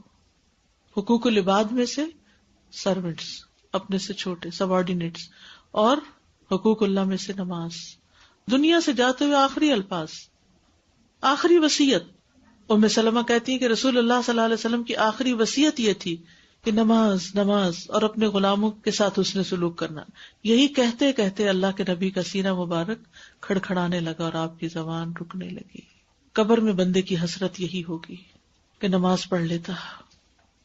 ابو ہریرہ سے روایت ہے کہ نبی صلی اللہ علیہ وسلم ایک قبر کے پاس سے گزرے. حال ہی میں اس میت کو دفن کیا گیا تھا. آپ نے فرمایا 2 رکعتیں خفیف سی ہوتی ہیں اور تم لوگ انہیں حقیر اور زائد بھی سمجھتے ہو. نفل ہیں، کیا فرق پڑتا ہے؟ لیکن وہ 2 رکعتیں اگر یہ صاحب قبر اپنے عمل میں زیادہ کر لیتا تو اس کی نظر میں تمہاری باقی دنیا سے بھی زیادہ محبوب ہوتی. یعنی قبر میں انسان کو کیا حسرت ہوگی، کاش میں 2 رکعتیں اور پڑھ کے آتا تو میرے لیے یہ جگہ اس سے زیادہ بہتر ہوتی. جیسے آپ کسی دوسرے شہر میں جاتے ہیں نا، تو ہوٹل لیتے ہیں، کوئی کہیں بکنگ کرواتے ہیں، تو جب آپ وہاں جا کے رہنے لگتے تو آپ کو محسوس ہوتا ہے ذرا تنگ ہے، چھوٹا ہے، اس میں یہ فیسلٹی نہیں، یہ فیسلٹی. پھر آپ سرچ کرنا شروع کرتے ہیں اس سے بہتر کہاں، پر کہتے وہ دیکھو تھوڑا سا ہی تو فرق تھا، کپل آف ڈالرز کا فرق تھا، وہ بک کراتے تو بہتر تھا. پھر کہتے اچھا نیکسٹ ٹائم. ایسے ہی اس دنیا سے انسان قبر کی طرف سفر کرتا ہے، اور وہاں جا کر کیا ہے، کوئی نیکسٹ ٹائم نہیں ہے. وہاں حسرت ہوگی کاش 2 رکعتیں ہلکی سی اور پڑھ لیتے. اور ہم میں سے اکثر لوگ نوافل کو ایسے ہی چھوڑ کے بھاگ جاتے ہیں، 2 رکعتیں اور پڑھ لیتے. قیامت کے دن سب سے پہلا سوال نماز کے بارے میں ہوگا. نبی صلی اللہ علیہ وسلم نے فرمایا قیامت کے دن بندے سے سب سے پہلے نماز کا حساب ہوگا. اگر یہ درست ہوئی تو اس کے باقی سارے اعمال بھی درست ہوں گے، اور اگر اس میں خرابی آ گئی تو سارے اعمال میں بگاڑ آ جائے گا. یہ وہ حدیث ہے جس کو میں بار بار کوٹ کر رہی تھی. اگر یہ درست ہوئی تو اس کے سارے اعمال بھی درست ہوں گے. فَإِن صَلُحَتْ صَلُحَ لَهُ سَائِرُ عَمَلِهِ وَإِن فَسَدَتْ فَسَدَ سَائِرُ عَمَلِهِ. یعنی باقی اعمال نامہ اچھا نہیں ہو سکتا جب تک نماز ٹھیک نہیں. تو اس لیے اس کے بارے میں جاننا اور سیکھنا کتنا ضروری ہے. تو بہت ضروری ہے آپ اپنے فرینڈس کے ساتھ شیئر کریں. آن لائن بھی جا رہا ہے الہدیٰ لائف پر، وہ گھر میں سن لیں، کام پہ سن لیں. اگر کام صرف ہاتھوں کا ہے تو کان کو لگا کے کچھ سنتے رہیں. یعنی اوروں کے ساتھ بھی شیئر کریں تاکہ ان لوگوں کو بھی فائدہ ہو. جتنے لوگوں کو آپ بتائیں گے انشاءاللہ وہ پلٹ کے فائدہ آپ ہی کی طرف آئے گا. کیونکہ نماز کی درستگی پر ہمارے اعمال کی درستگی کا انحصار ہے. اگر اس میں سستی ہے تو باقی دینی اعمال میں پھر سستی ہوگی. نبی صلی اللہ علیہ وسلم نے فرمایا قیامت کے دن لوگوں کے اعمال میں سے جس عمل کا سب سے پہلے حساب ہوگا وہ نماز ہوگی. کہا ہمارا رب عز و جل اپنے فرشتوں سے فرمائے گا، حالانکہ وہ خوب جاننے والا ہے، میرے بندے کی نماز دیکھو، کیا اس نے اس کو پورا کیا ہے یا اس میں کوئی کمی ہے. چنانچہ اگر وہ کامل ہوئی تو پوری کی پوری لکھ دی جائے گی، اور اگر اس میں کوئی کمی ہوئی تو فرمائے گا کہ دیکھو کیا میرے بندے کے کچھ نوافل ہیں. اگر اس کے نفل ہوئے تو فرمائے گا میرے بندے کے فرضوں کو اس کے نفلوں سے پورا کر دو. پھر اسی انداز سے دیگر اعمال لیے جائیں گے. تو نوافل کس لیے پڑھتے ہیں؟ تاکہ فرائض کی کمی پوری ہو جائے. یہ ایسے ہے نا جیسے آپ کے پاس نوٹس ہوتے ہیں تو بعض اوقات تھوڑا بہت کم ہو جاتا ہے تو پھر آپ کیا کرتے ہیں، چینج اٹھاتے ہیں اور اس کو پورا ڈالر بنا کے دے دیتے ہیں. آخری زمانے میں اسلام کی اس نشانی کا مٹ جانا. آپ نے فرمایا کہ اسلام کی کڑیاں ایک ایک کر کے ٹوٹتی جائیں گی. جیسے ہی ایک کڑی ٹوٹے گی لوگ اس سے ملی ہوئی دوسری کڑی کو پکڑ لیں گے. سب سے پہلے اسلامی شریعت کے نفاذ کی کڑی ٹوٹے گی اور ان میں سب سے آخر میں نماز کی. یعنی لوگ نمازوں کی پھر پرواہ نہیں کریں گے. لوگوں کا مسجد سے گزرنا مگر 2 رکعت نماز بھی نہ پڑھنا. رسول اللہ صلی اللہ علیہ وسلم نے فرمایا علامات قیامت میں سے ہے کہ آدمی مسجد میں سے گزرے گا مگر اس میں 2 رکعتیں نماز ادا نہیں کرے گا. پھر آخری زمانے میں لوگوں کا نماز سے ناواقف ہو جانا. ہم اپنے اولادوں اور ان کی آگے اولادوں کی فکر کریں، سوچیں کہ ان کا کیا حال ہوگا. جو بچے ہماری زندگی میں نماز نہیں پڑھتے وہ اپنے بچوں کو پڑھوائیں گے؟ رسول اللہ صلی اللہ علیہ وسلم نے فرمایا کپڑے کے بیل بوٹوں کی طرح اسلام مٹتا جائے گا. جیسے امبرائڈری ہوتی ہے نا تو کچھ عرصے کے بعد وہ پرانی ہو کے کیا ہوتا ہے تو اس کے دھاگے نکل جاتے تو وہ اس کے پھول مٹ جاتے ہیں. حتیٰ کہ انہیں یہ بھی معلوم نہ ہوگا کہ نماز، روزہ، قربانی اور صدقہ کیا ہوتے ہیں. ایک رات میں اللہ عز و جل کی کتاب کو مٹا دیا جائے گا اور زمین میں ایک آیت بھی باقی نہ رہے گی. یعنی قرآن اٹھا لیا جائے گا. لوگوں کے مختلف گروہوں میں سے کچھ بوڑھے مرد اور بوڑھی عورتیں رہ جائیں گی. وہ کہیں گے ہم نے اپنے آبا و اجداد کو یہ کلمہ لا الہ الا اللہ کہتے سنا اور اب ہم بھی کہہ رہے ہیں. یعنی صرف لا الہ الا اللہ کہیں گے، اس کے علاوہ انہیں اسلام کا کچھ بھی پتہ نہیں ہوگا. اور یہ میں خود اپنی آنکھوں سے پچھلے دنوں چائنا گئی ہوئی تھی، وہاں دیکھ کر آئی. ہم ایک مسلم ریسٹورینٹ کے پاس رکے کھانا کھانا تھا. وہ حلال کی اسٹیمپ سی ہوتی ہے، وہ مسلم ریسٹورینٹس کے اس میں لگی ہوئی ہوتی ہے کہ حلال کھانا ملتا ہے. تو وہ شخص باہر آیا اور اس سے جب پوچھا گیا کہ تمہارا نام کیا ہے تو اس نے چائنیز نام بتایا. انہوں نے کہا کہ تو اگر تم مسلم ہو تو مسلم نام کیا؟ تو اس کو یاد نہیں تھا. اسے اپنی ماں کو کال کیا اور اس سے پوچھا تم نے میرا اسلامی نام کیا رکھا تھا؟ تو اس نے بتایا ابراہیم رکھا تھا. میں نے اس کو سلام کیا، السلام علیکم. تو میں ایسے دیکھ رہا تھا تو وہ جو میرے ساتھ چائنیز انٹرپریٹر تھی وہ کہنے لگی کہ he is empty, he doesn't know any thing about Islam. تو میں نے کہا کہ پھر فرق کس طرح کیسے کہتا ہے کہ میں مسلمان ہوں؟ بس یہ پورک نہیں کھاتے، یہ اسلام کی علامت ہے. تو اس میں یہ حدیث کتنی سچی حدیث ہے کہ وہ کہیں گے کہ ہمارے باپ دادا کوئی لا الہ الا اللہ کہتے تھے. لٹرلی ایسے لوگ اب بھی دنیا میں ہیں کہ جن کے اگر پچھلے گرینڈ پیرنٹس جو تھے مسلمان تھے تو انہوں نے لا الہ الا اللہ جو سکھایا بس اس حد تک وہ باقی ہے. That's it. ہمیں اپنی نماز کے ساتھ ساتھ اپنی اولاد کی نماز کی بھی فکر کریں اور ان کو وصیت کر کے جانی کہ وہ اپنے بچوں کو بھی اور ان کے بچوں اگر پوتا پوتی نوازا نہ ان کو بھی کہیں کہ تم لوگ جب بڑے ہوگے تو اپنے بچوں کو بھی تم نماز اور دین سکھاؤ گے. اللہ ان سب کو ایمان پر قائم رکھے. ابھی آپ نے کہا تھا کہ دجال 40 دن رہے گا اور ایک دن 1 سال کا ہوگا. تو پھر نماز کا کیسے اندازہ؟ ایک دن 1 سال کے برابر ہوگا. اس میں یعنی اندازہ کر لینا کہ اتنے گھنٹے بعد ہم ظہر پڑھتے تھے اتنے میں اتنا اس طرح، یعنی ٹائمنگ کے صحیح حساب سے ڈویژن کر لیں گے نا. جیسے ابھی بھی اگر آپ کسی ایسی جگہ جاتے ہیں جہاں آپ کو نہیں پتا چلتا نئی جگہ تو قبلے کا یا نہیں پتا چلتا ٹائمنگ نہیں تو آپ سورج دیکھ دیکھ کے اندازہ کر لیتے ہیں نا. اللہ عالم یہ تو کہیں نہیں بتائے گا کہ وہ دن کیسا ہوگا، اللہ ہی بہتر جانتا ہے. یہاں اس حدیث کو کوٹ کرنے کا مطلب اس وقت کی نماز پڑھانے کا طریقہ سکھانا نہیں تھا. اس کا مطلب یہ ہے کہ کتنی زیادہ امپورٹنس تھی صحابہ کے نزدیک نماز کی کہ اس وقت نماز کیسے پڑھیں گے. یعنی اگر سال کا دن ہوگا تو ہم نماز کیسے پڑھیں گے, یہ فکر کی بات تھی. تو یہ نماز کی اہمیت کے ریفرنس میں یہاں کوٹ کی گئی ہے. اللہ تعالی ہم سب کو ان دنوں سے محفوظ رکھے, لیکن جس پر وہ آئے گا اس کو پھر پتہ چل ہی جائے گا کہ اندازہ کرنا کیا مطلب ہے اس کا. جی استاد, اس کے بارے میں ہم پڑھی تھی نماز کی اہمیت کے بارے میں ہم حدیث پڑھ رہے تھے نا, کہ ہم نمازوں کو کس طرح سے ڈیوائڈ کرتے ہیں کہ اچھا یہ کام کے بعد میں ظہر پڑھ لوں گی, بلکہ اس میں وائسا ورثہ ہونا چاہیے کہ ظہر کی نماز کے بعد میں یہ کام کر لوں گی. کہ نماز جو ہے تو وہ فرسٹ پرائیورٹی ہماری ہونی چاہیے, کہ نمازیں جو ہے 5 نمازیں اس کے اطراف میں ہمارے ساری دنیا کے کام گھومیں گے. بعض اوقات آپ دیکھیں لوگ ٹائم رکھ دیتے ہیں کسی کلاس کا, درس کا, پارٹی کا, شادی کا, عین نماز کے وقت. اس وقت سمجھ نہیں آتی, گھر سے پڑھ کے جائیں تو لیٹ ہو جائیں گے, وہاں پہنچ کے پڑھے تو نماز کی جگہ ہی نہیں ہے. تو مسلمانوں کو تو اپنے جو انتظامات ہیں, یعنی کہ اپنے اوقات یا ٹائم ٹیبل یا اپنی انوائٹس ہیں, وہ نماز کو سامنے رکھ کے دینے چاہیے. سبحانک اللہم و بحمدک, اشہد ان لا الہ الا انت, استغفرک و اتوب الیک. السلام علیکم و رحمۃ اللہ وبرکاتہ.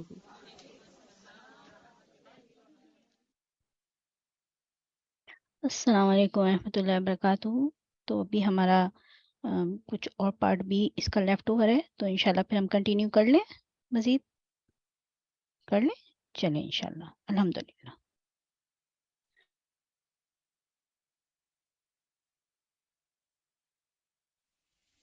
نحمده ونصلي على رسوله الكريم, اما بعد, فاعوذ بالله من الشيطان الرجيم. بسم الله الرحمن الرحيم. رب اشرح لي صدري ويسر لي امري واحلل عقدة من لساني يفقهوا قولي.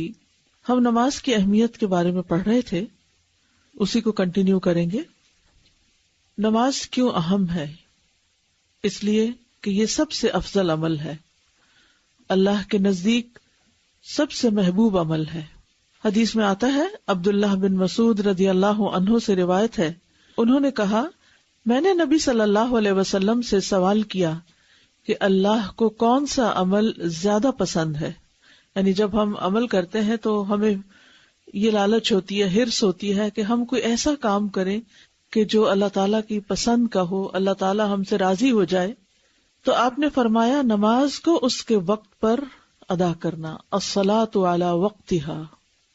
یعنی جو شخص اس بات کا اہتمام کرتا ہے کہ نماز کے اوقات کی پابندی کرتا ہے اور وقت کے اندر پڑھتا ہے, اس کو قضا نہیں کرتا, اس کو لیٹ نہیں کرتا, تو وہ دراصل اللہ سبحانہ وتعالیٰ کا پسندیدہ عمل کر رہا ہے. اسی طرح نماز اعمال میں سب سے بہترین عمل ہے. ثوبان رضی اللہ عنہ کہتے ہیں کہ رسول اللہ صلی اللہ علیہ وسلم نے فرمایا, ثابت قدم رہو اور تم ہرگز اس کی مکمل طاقت نہیں رکھ سکو گے. یعنی استقامت انسان اختیار کرتا ہے لیکن کہیں نہ کہیں ڈول جاتا ہے. اور جان لو تمہارا سب سے بہترین عمل نماز ہے, اور وضو کی محافظت وہی کرتا ہے جو مومن ہو. وضو کی حفاظت کون کرتا ہے؟ جو مومن ہو. اور مومن کون ہوتا ہے؟ جو اس بات پر ایمان رکھتا ہے کہ میرا رب مجھے دیکھ رہا ہے, میرا معاملہ میرے رب کے ساتھ ہے. اللہ پر ایمان کے 4 حصے ہیں نا. کون کون سی چیزوں پر ایمان مکمل کرتا ہے؟ یعنی جب ہم نے یہ جملہ بولا کہ مومن ہی وضو کی محافظت کرتا ہے, تو مومن کون ہوتا ہے؟ جو اللہ پر ایمان رکھتا ہے. تو اللہ پر ایمان کا معنی کیا ہے؟ صرف حدیث لکھنے سے بات نہیں بنے گی کہ آپ صرف نقل کر کے جلدی جلدی لکھنے کی کوشش کر رہے ہیں. میرے سوال کا جواب دیجیے. جب میں آپ سے بات کر رہی ہوں تو آپ کو مجھ سے بات کرنا ہے. تو اللہ پر ایمان کا معنی کیا ہے؟ کیونکہ ہم سب کہتے ہیں ہم ایمان لائے. کس چیز پر ایمان لائے؟ کیا ہے ایمان؟ اللہ پر ایمان کیا ہے؟ نمبر 1 کیا ہے اس میں؟ سب سے پہلے اس کی ذات پر ایمان, کہ اس کا ایک وجود ہے, وہ صرف کوئی کانسیپٹ یا نظریہ نہیں ہے. نمبر 2 اس کی صفات پر ایمان, اس کے اسماء و صفات, صرف صفات نہیں بلکہ اسماء و صفات پر ایمان. ٹھیک ہے, اس کے اسماء کا کیا مطلب ہے؟ نام. اور صفات اس کے ایٹریبیوٹس, ان پر ایمان. نمبر 3 اللہ کی الوہیت پر ایمان, کہ صرف وہی عبادت کے لائق ہے, وہی دراصل الہ ہے. ٹھیک ہے, اس کی الوہیت پر ایمان. اور نمبر 4 اس کی ربوبیت پر ایمان, کہ وہی رب ہے. تو اب آپ دیکھیے کہ وضو کی حفاظت صرف مومن کرتا ہے. تو اب یہاں کس حصے سے تعلق ہے اس وضو کا؟ اللہ کی صفات سے، اللہ کے ناموں سے، کہ اللہ البصیر ہے، اللہ تعالیٰ دیکھ رہا ہے کہ میں نے کیسا وضو کیا ہے. جب ہم یہ دیکھتے ہیں کہ کوئی انسان ہمیں دیکھ رہا ہے تو ہمارا کام کیسے ہو جاتا ہے، چاہے وضو ہو چاہے نماز ہو، کیسا ہو جاتا ہے. ماں دیکھتی ہے تو بچہ وضو ٹھیک سے کرنے لگتا ہے، نہیں دیکھتی تو کیسا کرتا ہے. تو انسان یہ ہے کہ انسانوں سے ڈر کے کچھ کام کر رہے ہوتے ہیں، لیکن جس کے دل میں اللہ کا ڈر آ جائے، اللہ پر ایمان آ جائے، پھر اس کے کام کی کوالٹی کیسے ہوگی. یعنی ہمارے اعمال میں کوالٹی کیوں نہیں، اس کی اصل وجہ ہمارے ایمان کی کمزوری ہے. تو وضو وہی ٹھیک کرے گا جس کا ایمان صحیح ہے. تو وضو سے پہلے ایمان پر ورک کرنے کی ضرورت ہے. پھر نماز اس لیے اہم ہے کہ یہ اللہ کی یاد کا ذریعہ ہے. سورۃ طٰہٰ میں آتا ہے اننی انا اللہ لا الہ الا انا فاعبدنی واقم الصلاۃ لذکری. بے شک میں ہی اللہ ہوں، میرے سوا کوئی معبود نہیں، سو میری عبادت کرو اور میری یاد کے لیے نماز قائم کرو. پہلے بھی بات ہوئی تھی نا کہ جب میں چاہتا ہوں کہ اللہ سے بات کروں تو میں نماز پڑھتا ہوں، اور جب میں چاہتا ہوں کہ اللہ مجھ سے بات کرے تو میں قرآن پڑھتا ہوں. نماز اللہ سے سرگوشی کا ذریعہ ہے. ابو ہریرہ کہتے ہیں کہ رسول اللہ صلی اللہ علیہ وسلم نے ہمیں ظہر کی نماز پڑھائی، اور جب آپ نے سلام پھیرا تو ایک شخص کو آواز دی جو آخری صفوں میں تھا، اور فرمایا اے فلاں، کیا تم اللہ سے ڈرتے نہیں؟ کیا تم دیکھتے نہیں ہو کہ تم کیسے نماز پڑھ رہے ہو؟ تم میں سے جب کوئی نماز پڑھنے کے لیے کھڑا ہوتا ہے تو وہ کھڑا اپنے رب سے سرگوشی کر رہا ہوتا ہے، تو چاہیے کہ وہ دیکھے کہ وہ کیسے سرگوشی کر رہا ہے. آج کا ہوم ورک کیا ہے کہ جب آپ یہاں سے ظہر کی نماز پڑھنے کے لیے جائیں گے تو آپ جب نماز پڑھ رہے ہوں گے تو آپ یوں اپنے آپ کو فیل کرائیں گے جیسے آپ اللہ سے وسپر کر رہے ہیں، چپکے چپکے باتیں کر رہے ہیں. بہت سے لوگ کہتے ہیں نا کہ نماز میں خشوع کیسے آئے، تو یہ جو وسپرنگ ہے، یہ اللہ سے باتیں کرنا، یہ خود بخود خشوع لے آتا ہے. انسان وسپر کس کے ساتھ کرتا ہے؟ وسپرنگ میں کس سے باتیں ہوتی ہیں؟ بچہ کس کے کان میں باتیں کرتا ہے؟ ساری مجلس کو نہیں سناتا ماں کے. کیوں؟ اس سے کیوں کرتا ہے؟ کیونکہ اس پر اعتماد ہوتا ہے، کیونکہ اس سے محبت ہوتی ہے، کیونکہ وہ اس کو سب سے بڑا سمجھتا ہے. تو جو انسان اللہ کو بڑا سمجھتا ہے، اللہ سے محبت رکھتا ہے اور اللہ پر اعتماد کرتا ہے، یقین رکھتا ہے، تو پھر وہ اپنے سارے غم دکھ کی داستان اپنے رب کو ہی سناتا ہے اور اس سے وسپر کرتا ہے. وسپرنگ جو ہے یعنی چپکے چپکے باتیں کرنا جو ہے، یہ صرف انسان اس سے کرتا ہے جس کے ساتھ اس کو محبت ہوتی ہے، ہر ایک سے وسپرنگ نہیں ہوتی. پھر اللہ کے قرب کا ذریعہ ہے.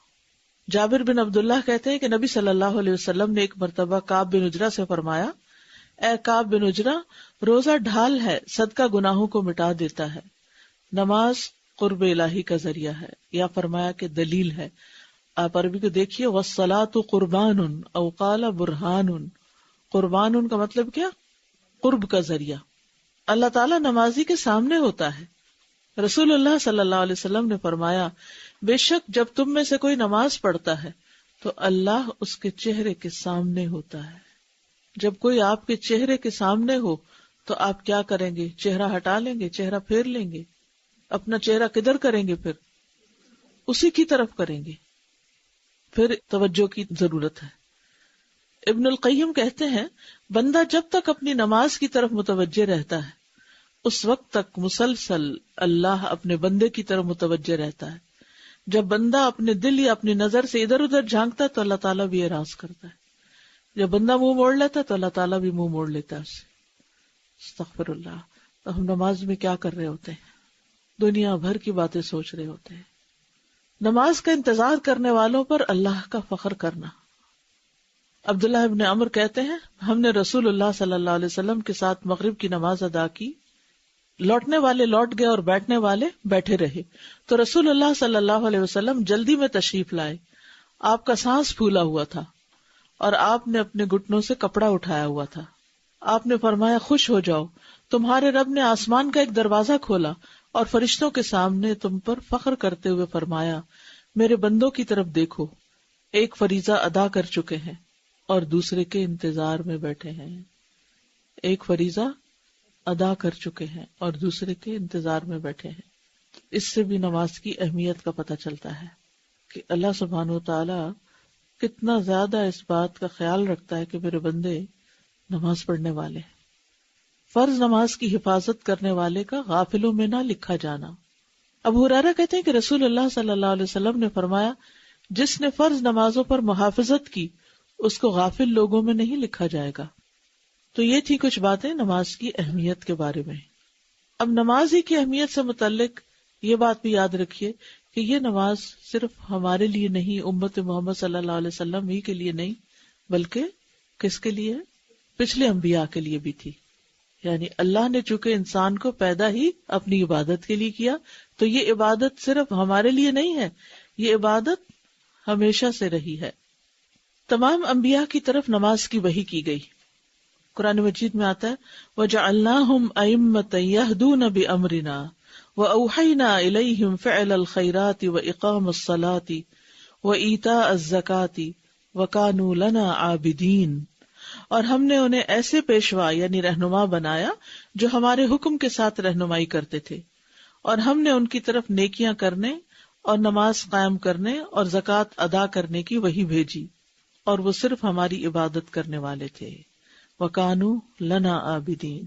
تو یہ سارے پیغمبروں کا ذکر ہے کہ ہم نے انہیں فعل الخیرات کی طرف بلایا، ان کی رہنمائی کی، وَإِقَامِ الصَّلَاةِ. تو یہ دلیل ہے کہ پچھلے تمام انبیاء اقامت صلاۃ کرتے رہے. تمام انبیاء مشکل وقت میں نماز سے سہارا لیتے.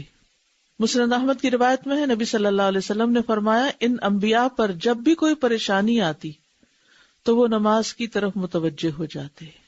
اور نبی صلی اللہ علیہ وسلم کا طریقہ کیا تھا؟ جب کوئی مشکل وقت آتا فزع الی الصلاۃ، نماز کی طرف دوڑتے. تمام انبیاء اپنی قبروں میں بھی نماز پڑھتے ہیں. سلسلہ صحیحہ کی روایت ہے تمام انبیاء علیہم الصلاۃ صلوات اللہ علیہم اپنی قبروں میں زندہ ہیں اور نماز پڑھتے ہیں.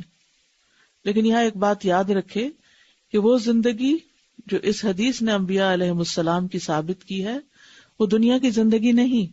وہ کون سی زندگی ہے؟ برزخ کی زندگی ہے. اسی لیے معراج پر جب نبی صلی اللہ علیہ وسلم تشریف لے گئے تو آپ نے مسجد حرام سے مسجد اقصیٰ کی طرف جب پہلا سٹاپ کیا تو وہاں کیا کیا تھا؟ انبیاء کو جماعت کرائی تھی، نماز پڑھائی تھی. تو یہ سب کچھ برزخی زندگی میں ہوا تھا، دنیا کی زندگی کے ساتھ اس کا کوئی تعلق نہیں. یہی وجہ ہے کہ اس کی مثال بیان کیے بغیر اس پر ایمان لانا واجب ہے.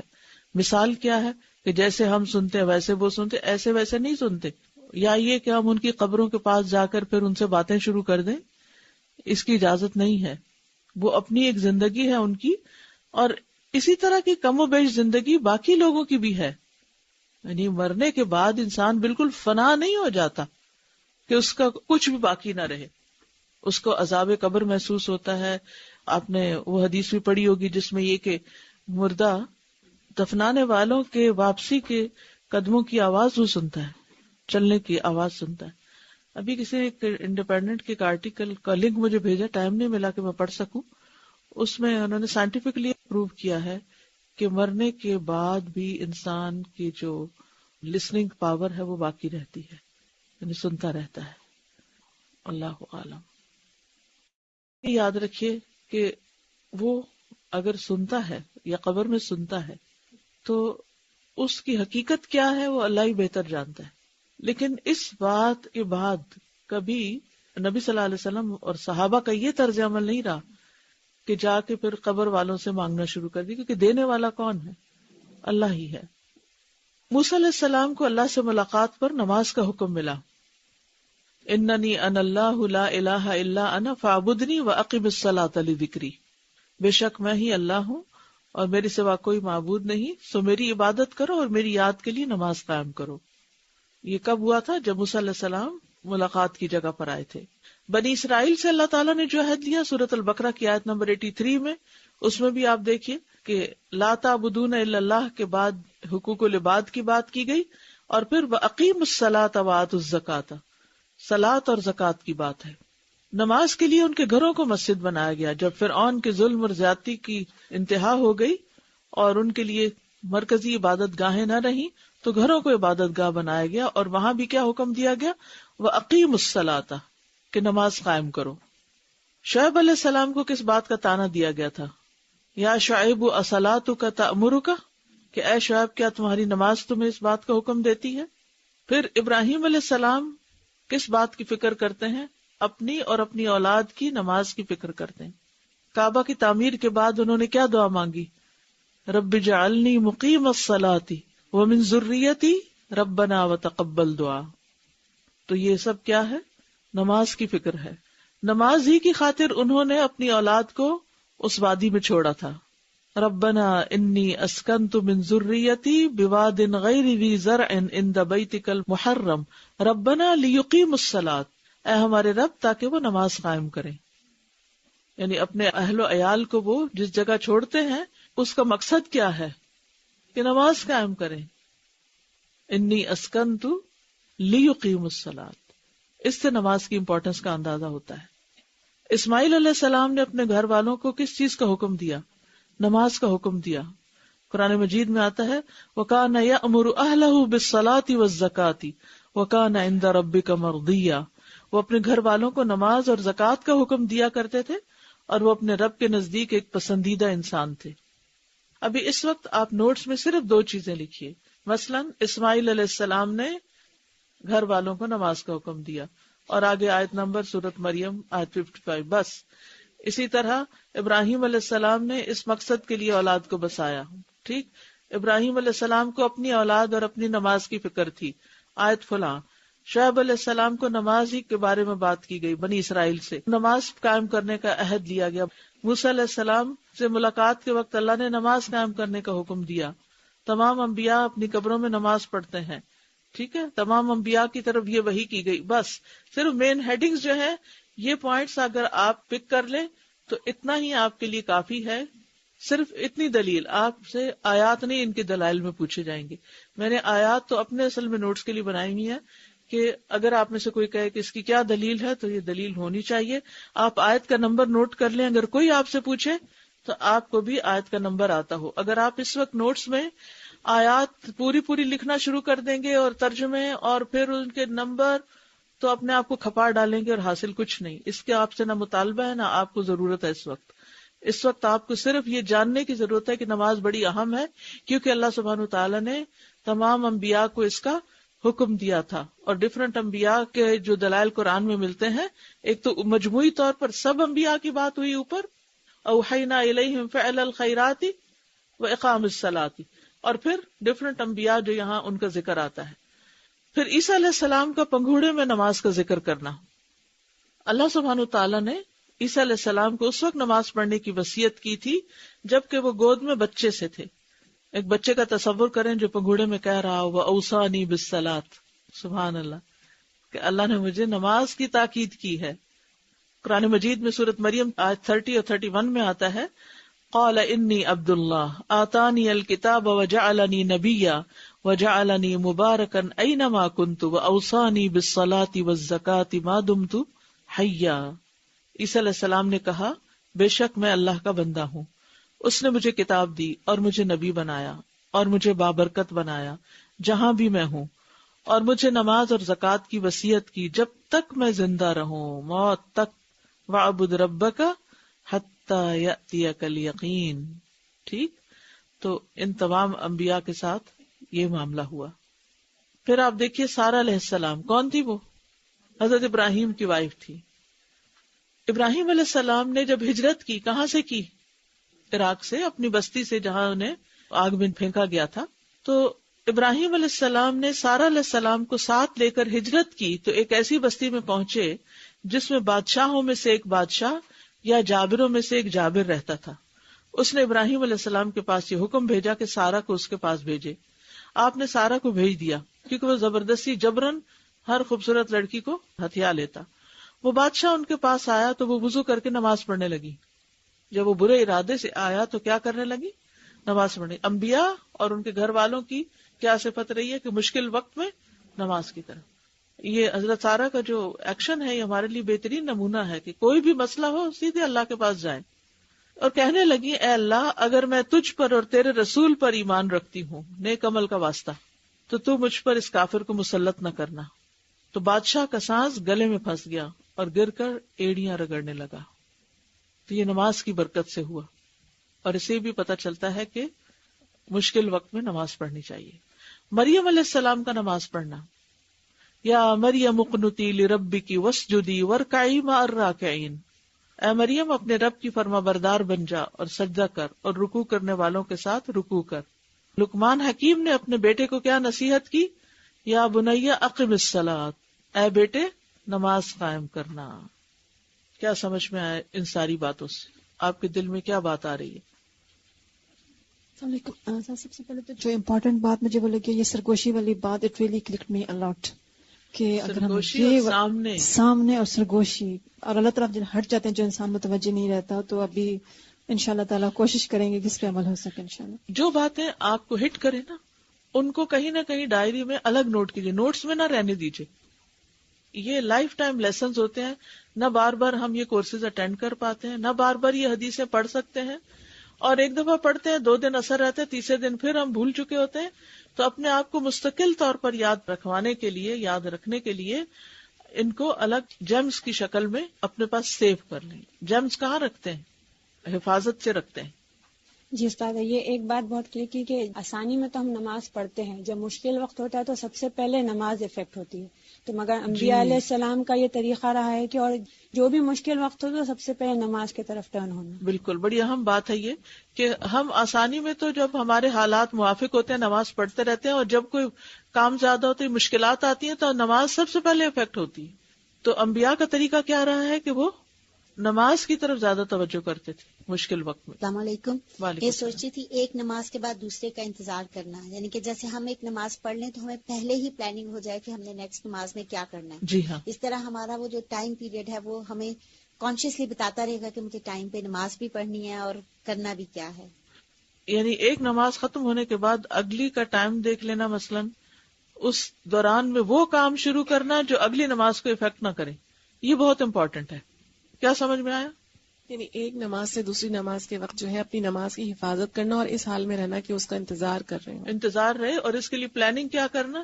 مثلا آپ نے ظہر پڑھ لی، گرمیوں میں تو آپ ظہر اور عصر میں خوب وقت ہے، آپ جائیں سیر کو، آپ کریں کچھ بھی، کوئی فرق نہیں پڑتا. لیکن سردیوں میں کیا ہوتا ہے؟ بہت کم وقت ہے. تو اب آپ کو پتا ہے کہ عصر تو ابھی ہوئی، تو آپ ایسا کام نہ شروع کریں کہ جس سے آپ عصر مغرب کے وقت پڑھ رہی ہوں. یعنی اپنی پلاننگ اکارڈنگلی بدلتے چلے جائیں.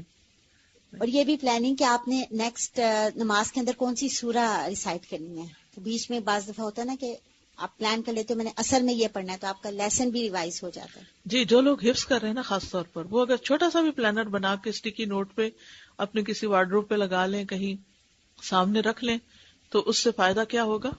ان کو ہر وقت نہیں سوچنا پڑے گا. پچھلی دفعہ میں نے یہ بات کی تھی کہ جو شخص جتنا اپنی تھنکنگ میں کلیئر ہوتا ہے وہ اپنے اتنا ہی انرجی، ٹائم اور ہر چیز بچاتا ہے. جیسے میں نے مثال دی تھی ان 2 دروازوں کی، کہ اگر نکلتے وقت آپ نے یہ نہیں سوچا ہوا، پلان نہیں کیا ہوا کہ میں نے واپس کدھر سے جانا ہے، تو پھر کبھی آپ ادھر جائیں گے، پھر ادھر جائیں گے، اچھا ادھر جاؤں یا ادھر جاؤں، ڈبل مائنڈیڈ ہو گئے نا، تو وقت ضائع کر دیا آپ نے. جب آپ کو پتا ہے کہ ادھر سے ہی جانا ہے تو آپ اپنا کام کر کے تیزی سے ادھر سے نکل جائیں گے. جس روم کا ایک دروازہ وہاں مسئلہ نہیں، مسئلے وہاں آتے ہیں جب ہمارے سامنے 2 آپشنز آ جاتی ہیں. اعوذ باللہ من الشیطان الرجیم، بسم اللہ الرحمن الرحیم. الحمدللہ ہم نے نماز کی اہمیت کے دونوں ٹاپک کو کور کیا. تھوڑا سا ڈسکشن کر لیتے ہیں. بسم اللہ. مجھے امید ہے کہ آپ لوگوں نے اپنے بڈیز کے ساتھ یہ والے جو کوشچن ہیں ان کو ریویو کیا ہوگا. تو کوئی جواب دے دیں آپ لوگ چیٹ لائن میں دیکھ رہی ہوں. قرآن میں نماز کے دیگر نام کون کون سے آئے ہیں؟ 6 تھے. نمبر 1 ذکر، نمبر 2 ایمان، نمبر 3 قرآن، نمبر 4 قنوت، نمبر 5 رکوع، نمبر 6 سجدہ. نبی صلی اللہ علیہ وسلم کی فجر کی نماز کیسی ہوتی تھی اور میری فجر کی نماز کیسی ہوتی ہے؟ ہمیں اپنا چیک رکھنا ہے کہ وہ کتنی لمبی نماز پڑھا کرتے تھے. اور سب سے افضل قرات وہ ہے جو کس میں کی جائے؟ نماز میں کی جائے. نماز میں کی جائے. نماز کی فرضیت کی کوئی دلیل قرآن سے بتائیے.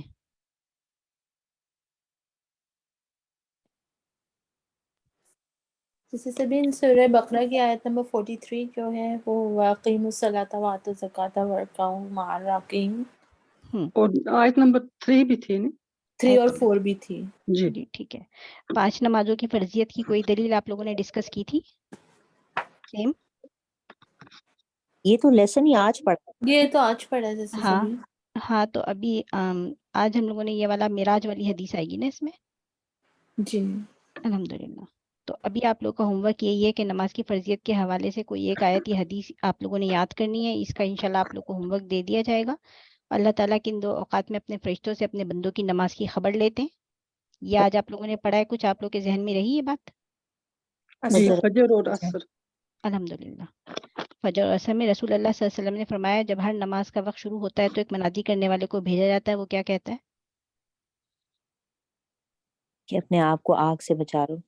ٹھیک ہے، اللہم مبارک.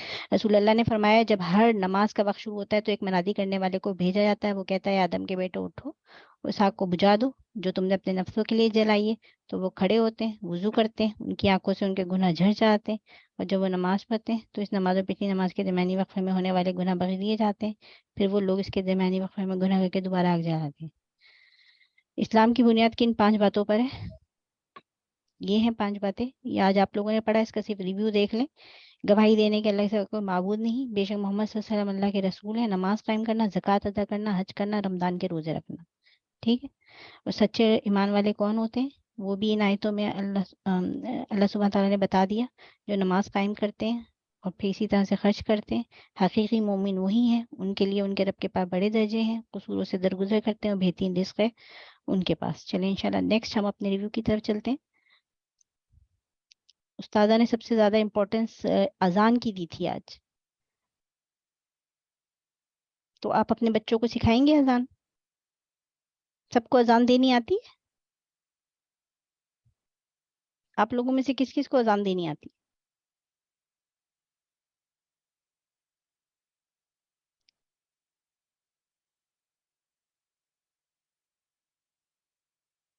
اچھا ناز، الحمدللہ. ناز کہہ رہی ہیں کہ ان کو آتی ہے. تو انشاءاللہ ہم یہاں پر اذان کے جو کلمات ہیں اس کو بھی ہم دیکھ لیتے ہیں ایک نظر. مجھے پی ڈی ایف کھل لینے دیں اپنا. سیکنڈ میں تھا.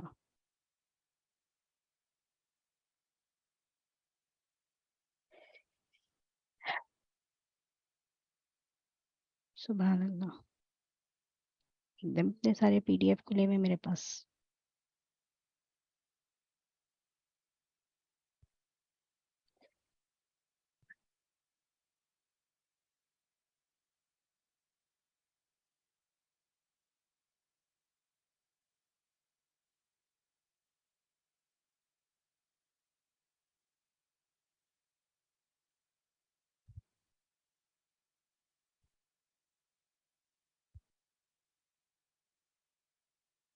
اچھا،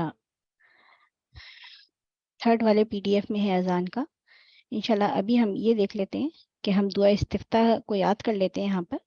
اس کے بعد ہم اذان کی طرف آتے ہیں. نماز کے آغاز کی جو دعا ہے دعا استفتاح، امید ہے کہ آپ سب لوگوں نے اپنے گروپ میں بڈیز کے ساتھ یہ ڈسکس کر لی ہوگی. کر لی تھی؟ اس کو یاد کر لیا تھا ورڈ بائی ورڈ ٹرانسلیشن کے؟ الحمدللہ. اور پھر سیکنڈ دعا تھی ہماری دعا استفتاح کی یہ والی، آپ لوگوں نے اس کو کر لیا تھا الحمدللہ، اور آپ لوگ کے ساتھ یہ شیئر بھی کر دی گئی تھی. آج جو ہماری جو تیسری دعا ہے وہ یہ ہے. ٹھیک ہے، کوئی پڑھے گا کہ اس کو مائک کے اوپر؟ سسٹر زینب کلاس میں ہے؟ جی سسٹر. سسٹر زینب اس کی ریسائٹیشن کیجیے. جی. اللہم باعد بینی و بین خطایای کما باعدت بین المشرق والمغرب. اللہم نقینی من خطایا کما ینقی الثوب الابید من الدنس. اللهم اغسل خطاياي بالماء والثلج والبرد. اللهم بارک سسٹر زینب، جزاک اللہ خیر کثیرا. بہت اچھے سے آپ نے اس کی ریسائٹیشن کی ہے. اس کا ترجمہ ہے: اے اللہ میرے اور میری خطاؤں کے درمیان دوری ڈال دے جیسے آپ نے مشرق اور مغرب کے درمیان دوری ڈال دی ہے. اے اللہ مجھے خطاؤں سے پاک کر دے جس طرح سفید کپڑا میل کچل سے صاف کیا جاتا ہے. اے اللہ میری خطاؤں کو پانی، برف اور اولوں سے دھو ڈال. سبحان اللہ، بہت خوبصورت یہ دعا ہے کہ ہم اللہ سبحانہ تعالیٰ سے اپنی خطاؤں کی کس طرح سے معافی مانگ رہے ہیں کہ اللہ سبحانہ تعالیٰ جیسے آپ نے مشرق اور مغرب کے درمیان دوری ڈالی ہے، جتنی دور ہے اس طرح سے میری برائیوں کو مجھ سے دور کر دے، اور یہ اللہ مجھے خطاؤں سے پاک کر دے جس طرح سفید کپڑا میل کچل سے صاف کیا جاتا ہے.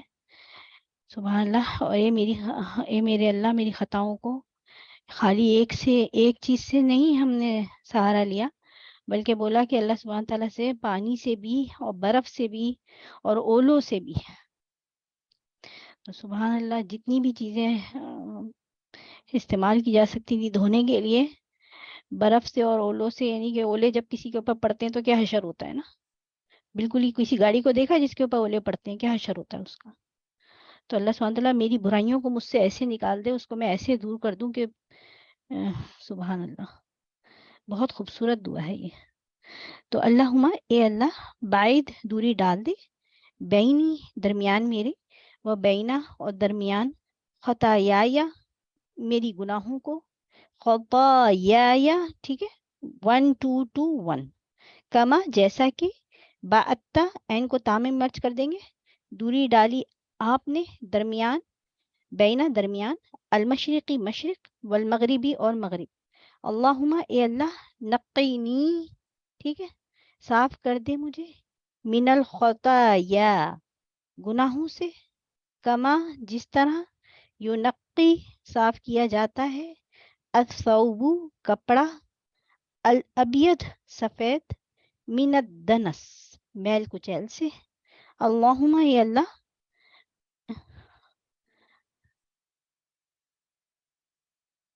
اللہم اے اللہ، اغسل دھو ڈال، خطایا میرے گناہوں کو، بالمائی مد متصل آ گیا ساتھ پانی کے، والثلجی اور برف، والبرد اور اولوں سے. ٹھیک ہے. اور ایزی وے ٹو میمورائز ایسے ہو سکتا ہے، مجھے امید ہے کہ آپ سب لوگوں کو یاد ہوگی یہ دعا، اور آپ سب یاد کرتے ہوں پڑھتے بھی ہوں گے اس کو بدل بدل کے نماز میں. اور اگر جس کو بھی یاد نہیں ہے تو وہ انشاءاللہ یاد کر لے گا اس کو. ٹھیک ہے. چلیں اس کا ریویژن میں بعد میں نیکسٹ انشاءاللہ لیسن کے ساتھ کراؤں گی. ابھی ٹائم کتنا ہے میرے پاس؟ 28، 3 منٹ ہے. 3 منٹ میں صرف آپ لوگوں کے ساتھ اذان کو ایک دفعہ ایک نظر گو تھرو کرانا چاہ رہی تھی، ورنہ یہ کیا اگر ابھی ٹائم نہیں ہے تو آپ اپنے بڑی کے ساتھ کریں گے. میں پی ڈی ایف کھول لوں. سبحان اللہ. تو یہ جو شیطان ہے یہ استغفر اللہ ربی جس چیز سے اس کو ہیٹ ہوتی ہے اس چیز کو ہی لے آیا. سبحان اللہ. اذان کے جفت کلمات. آپ کو پتہ ہے اذان جب ہوتی ہے تو شیطان روتا ہے، وہ بھاگ جاتا ہے، روتا ہوا بھاگتا ہے وہ. سبحان اللہ. تو اذان کے جفت کلمات یہ ہیں. اور 29 ہو گیا. سسٹر فاطمہ، کیا ہم آپ کے 2 منٹ لے سکتے ہیں؟ جزاک اللہ.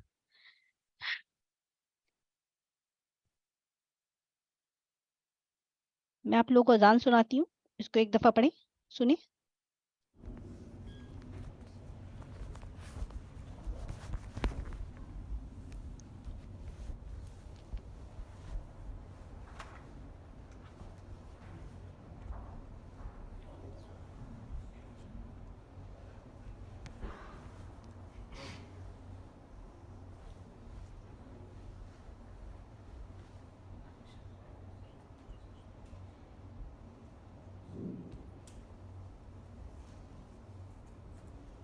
سبین جی آواز نہیں آ رہی.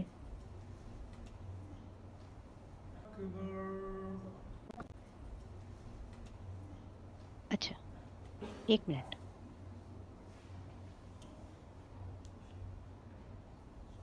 السلام علیکم ورحمۃ اللہ. ، . . . . . . . . . . . . . . . . . . . . . . . . . . . . . . . . . . . . . . . . . . . . . . . . . . . اللہ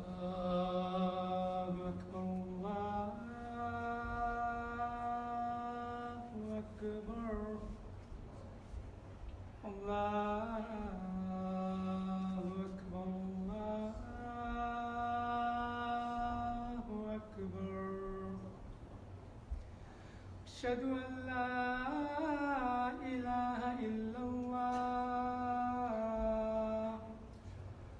أشهد أن لا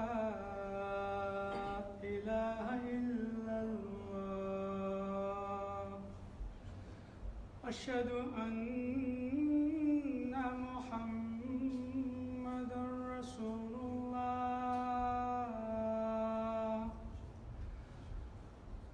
أشهد أن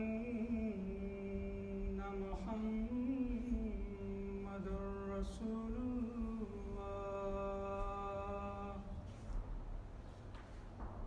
حي على الصلاة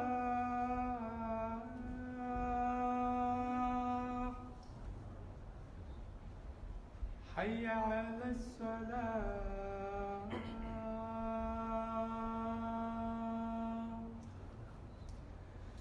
حي على الفلاح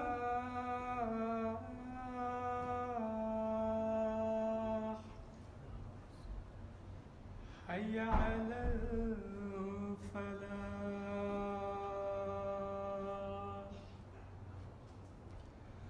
الله أكبر الله أكبر لا إله إلا الله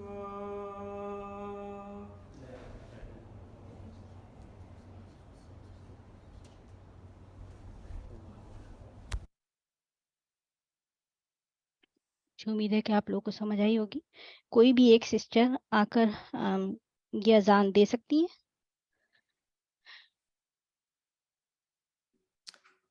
मैं दूं? जी बिल्कुल देइए। अल्लाहु अकबर अल्लाहु अकबर अल्लाहु अकबर अल्लाहु अकबर अशहदु अन ला इलाहा इल्लल्लाह अशहदु अन ला इलाहा इल्लल्लाह अशहदु अन्ना मुहम्मदर रसूलुल्लाह अशहदु अन्ना मुहम्मदर रसूलुल्लाह हय्या अलस सलाह हय्या अलस सलाह हय्या अलल फलाह हय्या अलल फलाह الله أكبر الله أكبر لا إله إلا الله لا إله إلا الله अल्लाह बारिक सिस्टर रिफत जज़ाकल्लाह खैर कसीरा। तो काइंडली आप सब लोग इस अजान को याद करेंगे और अपने बच्चों को भी सिखाएंगे ताकि आप लोग के लिए सदका जारिया बने, और बच्चों को वो हदीस भी शेयर करेंगे अजान वाली। वो जो एक शख्स था उसने किस तरह से अजान दी थी बेआबा में, और फिर आसमान के सारे फरिश्ते जो हैं वो सब भी जमा हो गए थे। आप लोगों ने वो हदीस उस्तादा के ज़रिए सुनी थी। इंशाल्लाह बस यहीं पे अपनी क्लास को कंक्लूड करते हैं, हमारा टाइम अप हो चुका है और 3 मिनट ले लिए हमने सिस्टर फातिमा के। जज़ाकल्लाह खैर कसीरा सिस्टर फातिमा। अस्सलाम वालेकुम व रहमतुल्लाहि व बरकातुहू।